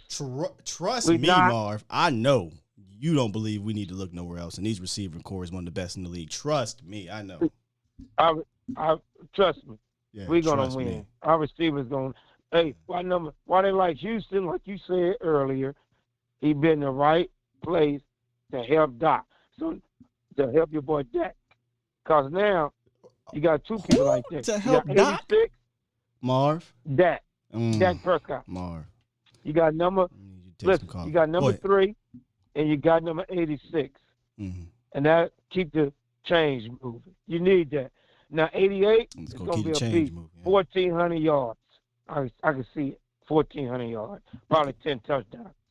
Hey, listen, I'm with you on Lamb. I think Lamb's going to be fantastic. Yeah. I think Doc and Lamb they're going to link up. Yeah. Lamb is a beast, and you see get better and better. Yeah. So he's doing his crap. He's in the gym. He's reading his keys. You know what he's doing. And 18 gonna be good. So that's why I say I'm not worried about the receiver. Yeah. The key is like you said, is 75. 75, this is your chance. You got to come through, brother. Because if you get killed on Saturday night, they're going to be like, call old man back. You got to get him back in here. Who we got to call back? And Ty. I'm just going to say Ty. Hey, and another thing. I get Sayuki up in this mug. Hey, the defense had like 10 sacks yesterday. Yeah. They said Micah was in the backfield. Had 10 sacks. What did I say? Remember I said we're going to get over 50 sacks? I put you at 55. We might get 60. I think we might average 7 sacks a game. There's only one quarterback. You said 50. Yeah, you said 50. I think I'm starting to creep towards that with you, man. It's only one, and I told Law this other day. There's only one quarterback that could do 1, 2, 3, 1, 2, 3, and that's the first. That's Tom Brady. That's the only one. 1, 2, 3, 1, 2, 3. Everybody else is gonna be interception. That's why it's gonna make the corners look good. Yeah. And I'm not worried about Joseph because you say it's only 15 games he played. If it's one thing I know, is you ain't worried. That's one thing I know, Marv. So you ain't got to tell me. I ain't worried about it. Only person I'm worried about, a damn thing. We should have kept Colombo. Because Fairbairn. Colombo ain't been here in years. He don't know what he's doing. That's old school back in the day when he had Green Bay. See why he got the props when he did that Green Bay line. Remember that Green Bay line kept being hurt? They switched in with like 3 different players, and he did a beautiful job. Now with us, I wish he would have brought some of them techniques from because there's a certain technique that he used for them Green Bay guys, but I don't really see it too much in Dallas. But me either. That's why all the Cowboys are using the guy from Texas. Yeah. Duke. They go to Duke. Yeah, they go to Duke, Mark. And I think if Colombo would have been there, then y'all would have seen a lot of fights. So that's why that was definitely Mark. That was definitely what Mark Colombo did, man. So, but Mark Colombo would say, "Whoop they butt." Yeah, he would have. Whoop they butt. Tell you what, man. Doc would have been protected, 100%. Yeah, 100%. Doc would have been protected. You wouldn't have to get Sayuki at all, and Simi would have had time to get a deep ball. So there ain't no doubt about that, man. But and then another thing. Still, what's the other thing? Real quick. Come on, Steve. Now the other thing, come on, you come on. But the coach told them don't do that because we remember they like to find the Cowboys players, but they won't find other players. Because last year, when 852 Connor Williams was bullying the All-Pro D Tucker from the Rams, y'all remember, Cowboy fans, y'all was bragging, and we whooped the Rams' butt in their practice. You right, Marv. And then who went to the Super Bowl? The Rams went to the Super Bowl and they got that ring. I'm with you, man. We gotta be more like the Rams. Appreciate you, Marv. Let me keep it moving, man. Gotta get back to the chat, brother. Got some super chats to get to. All right, bro. Salute, man.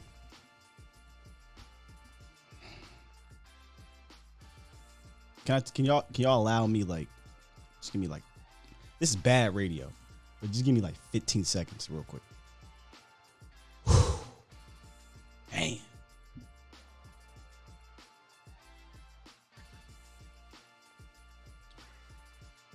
One more.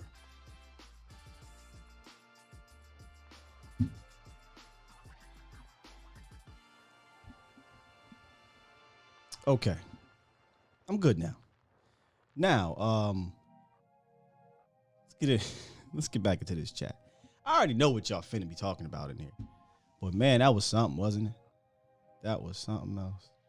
Yeah, Danny, you was Dennis today. You know, Dak was Doc. Simi. Sayukin. That's a new one. I might have to get that drop, by the way. But in general, it was some things I was feeling from you, Marv. Yeah, Coach McMahon, he got to be a bit, be a bit more tougher. You know. But nah, seriously, the phones is done. I already locked them up. I'm about to just go right through this chat. And we gonna head out. I told you I was gonna get. Wait a minute. Wait, no, we ain't. Goddamn. Wait a goddamn minute. Wait a goddamn. Oh, come. Hey, bro, come on back in. I saw you pop up. Come back in. We gonna end this thing on the right way. But I'm gonna get to the chat while I'm broke. Come back in the chat. Come back in the phone lines. Columbo, come on, living in the past. Yeah, Columbo was going a minute ago. Oscar says Sky working OT. I told y'all it's Friday. I feel good. I didn't get a chance to be in my comfort zone doing the show in Oxnard. By the way, I thought it was some good shows though. But, I haven't had a show since Tuesday. I go extra. We'll go extra long today. We'll go extra long. James said we appreciate you. I mean, I appreciate y'all. How the hell is it still 300 and something people here? Y'all just is crazy and diabolical about the Cowboys as I am. I think that's why. I appreciate you. My side hurts. She laughing so hard. Marv, I really want to know. I want you to try to say Simi's last name. That's all I'm saying.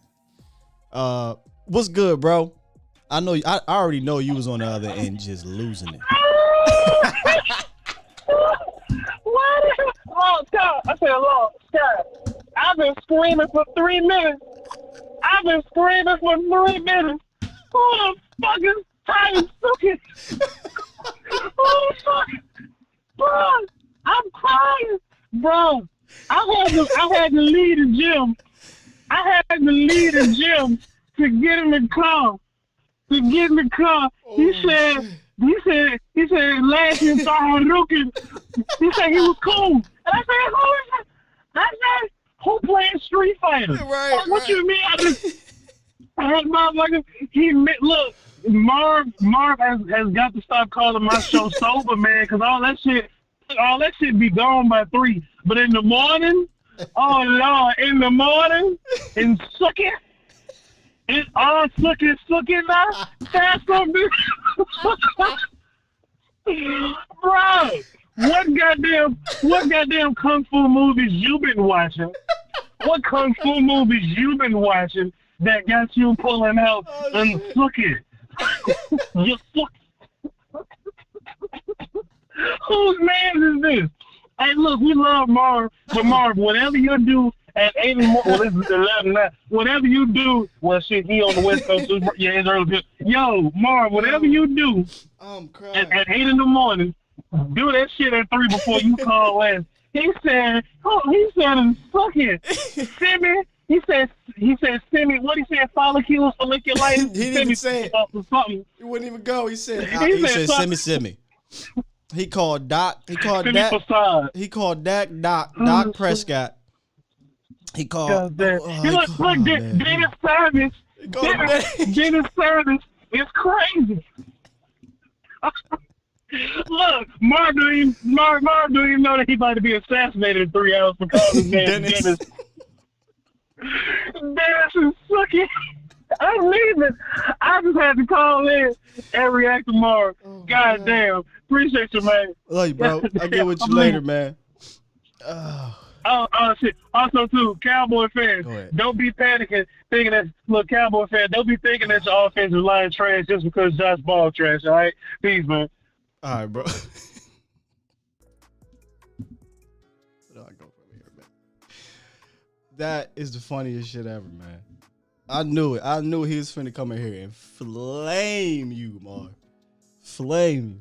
When I tell you, that is how all of camp, we in overtime. I could talk. That is how camp was for me and Vosh, the whole camp, man. Like, we had a good time. We worked our ass off. Don't get twisted. We put in the work. But boy, do we have a lot of fun, man. We had a lot of fun. And Marv, you know we got love for you. It ain't nothing but love, man. We have a lot of fun. But, yo, I'm cutting this up. Trust and believe me. I'm cutting this up.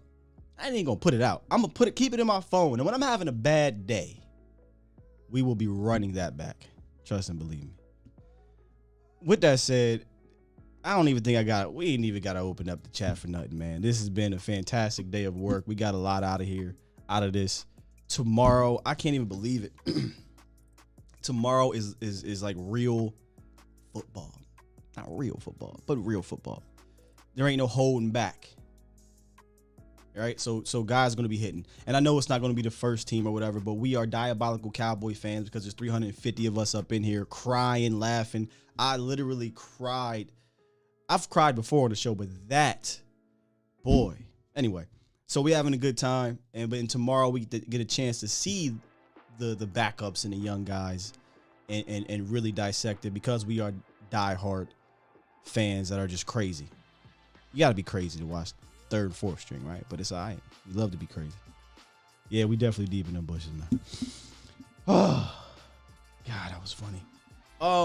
Hey, listen, if you enjoyed this show, and if you didn't, man, I don't know what to tell you.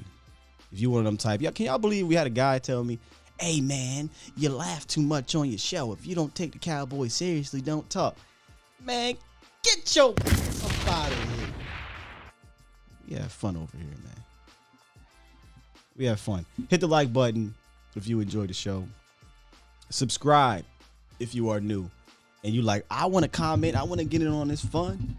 And you couldn't comment. It's because you haven't been a subscriber for at least 20 minutes. You got to be a subscriber for at least 20 minutes.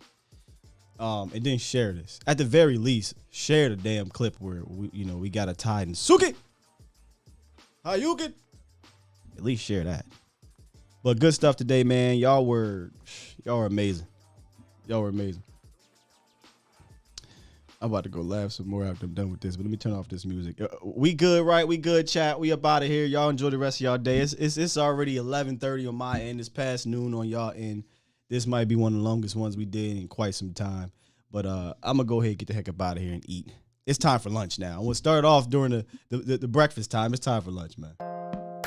Y'all go do y'all thing as I hit this show is toxic. It's not. It's not. I promise you, man. Good stuff.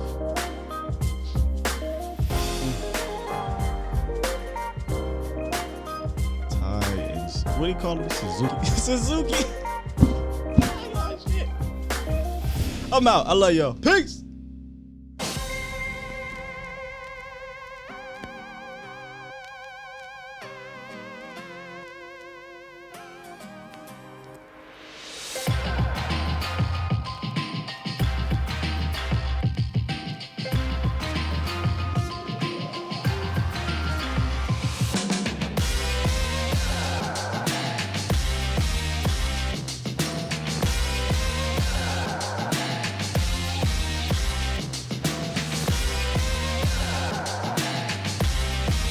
Hold up. This is how you know we in overtime. Y'all are absolutely right. I did not get the super chats, and I promised y'all I would get to the super chats. I'm sorry. I'm so sorry. Let me get to these super chats real quick. My bad.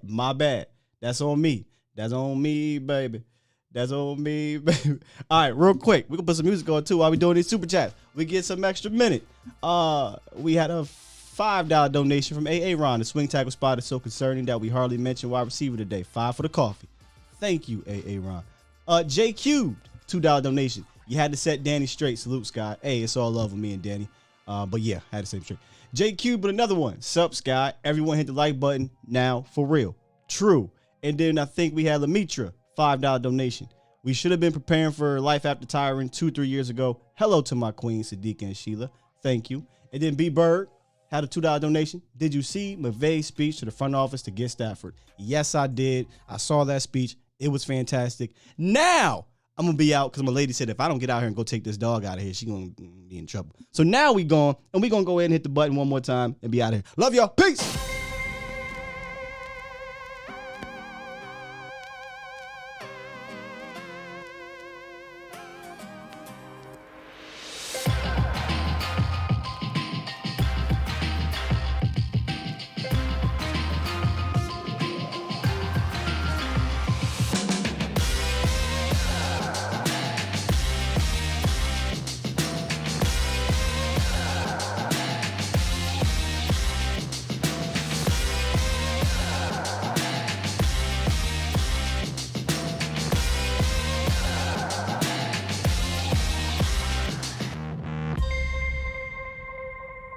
Bomb Squad!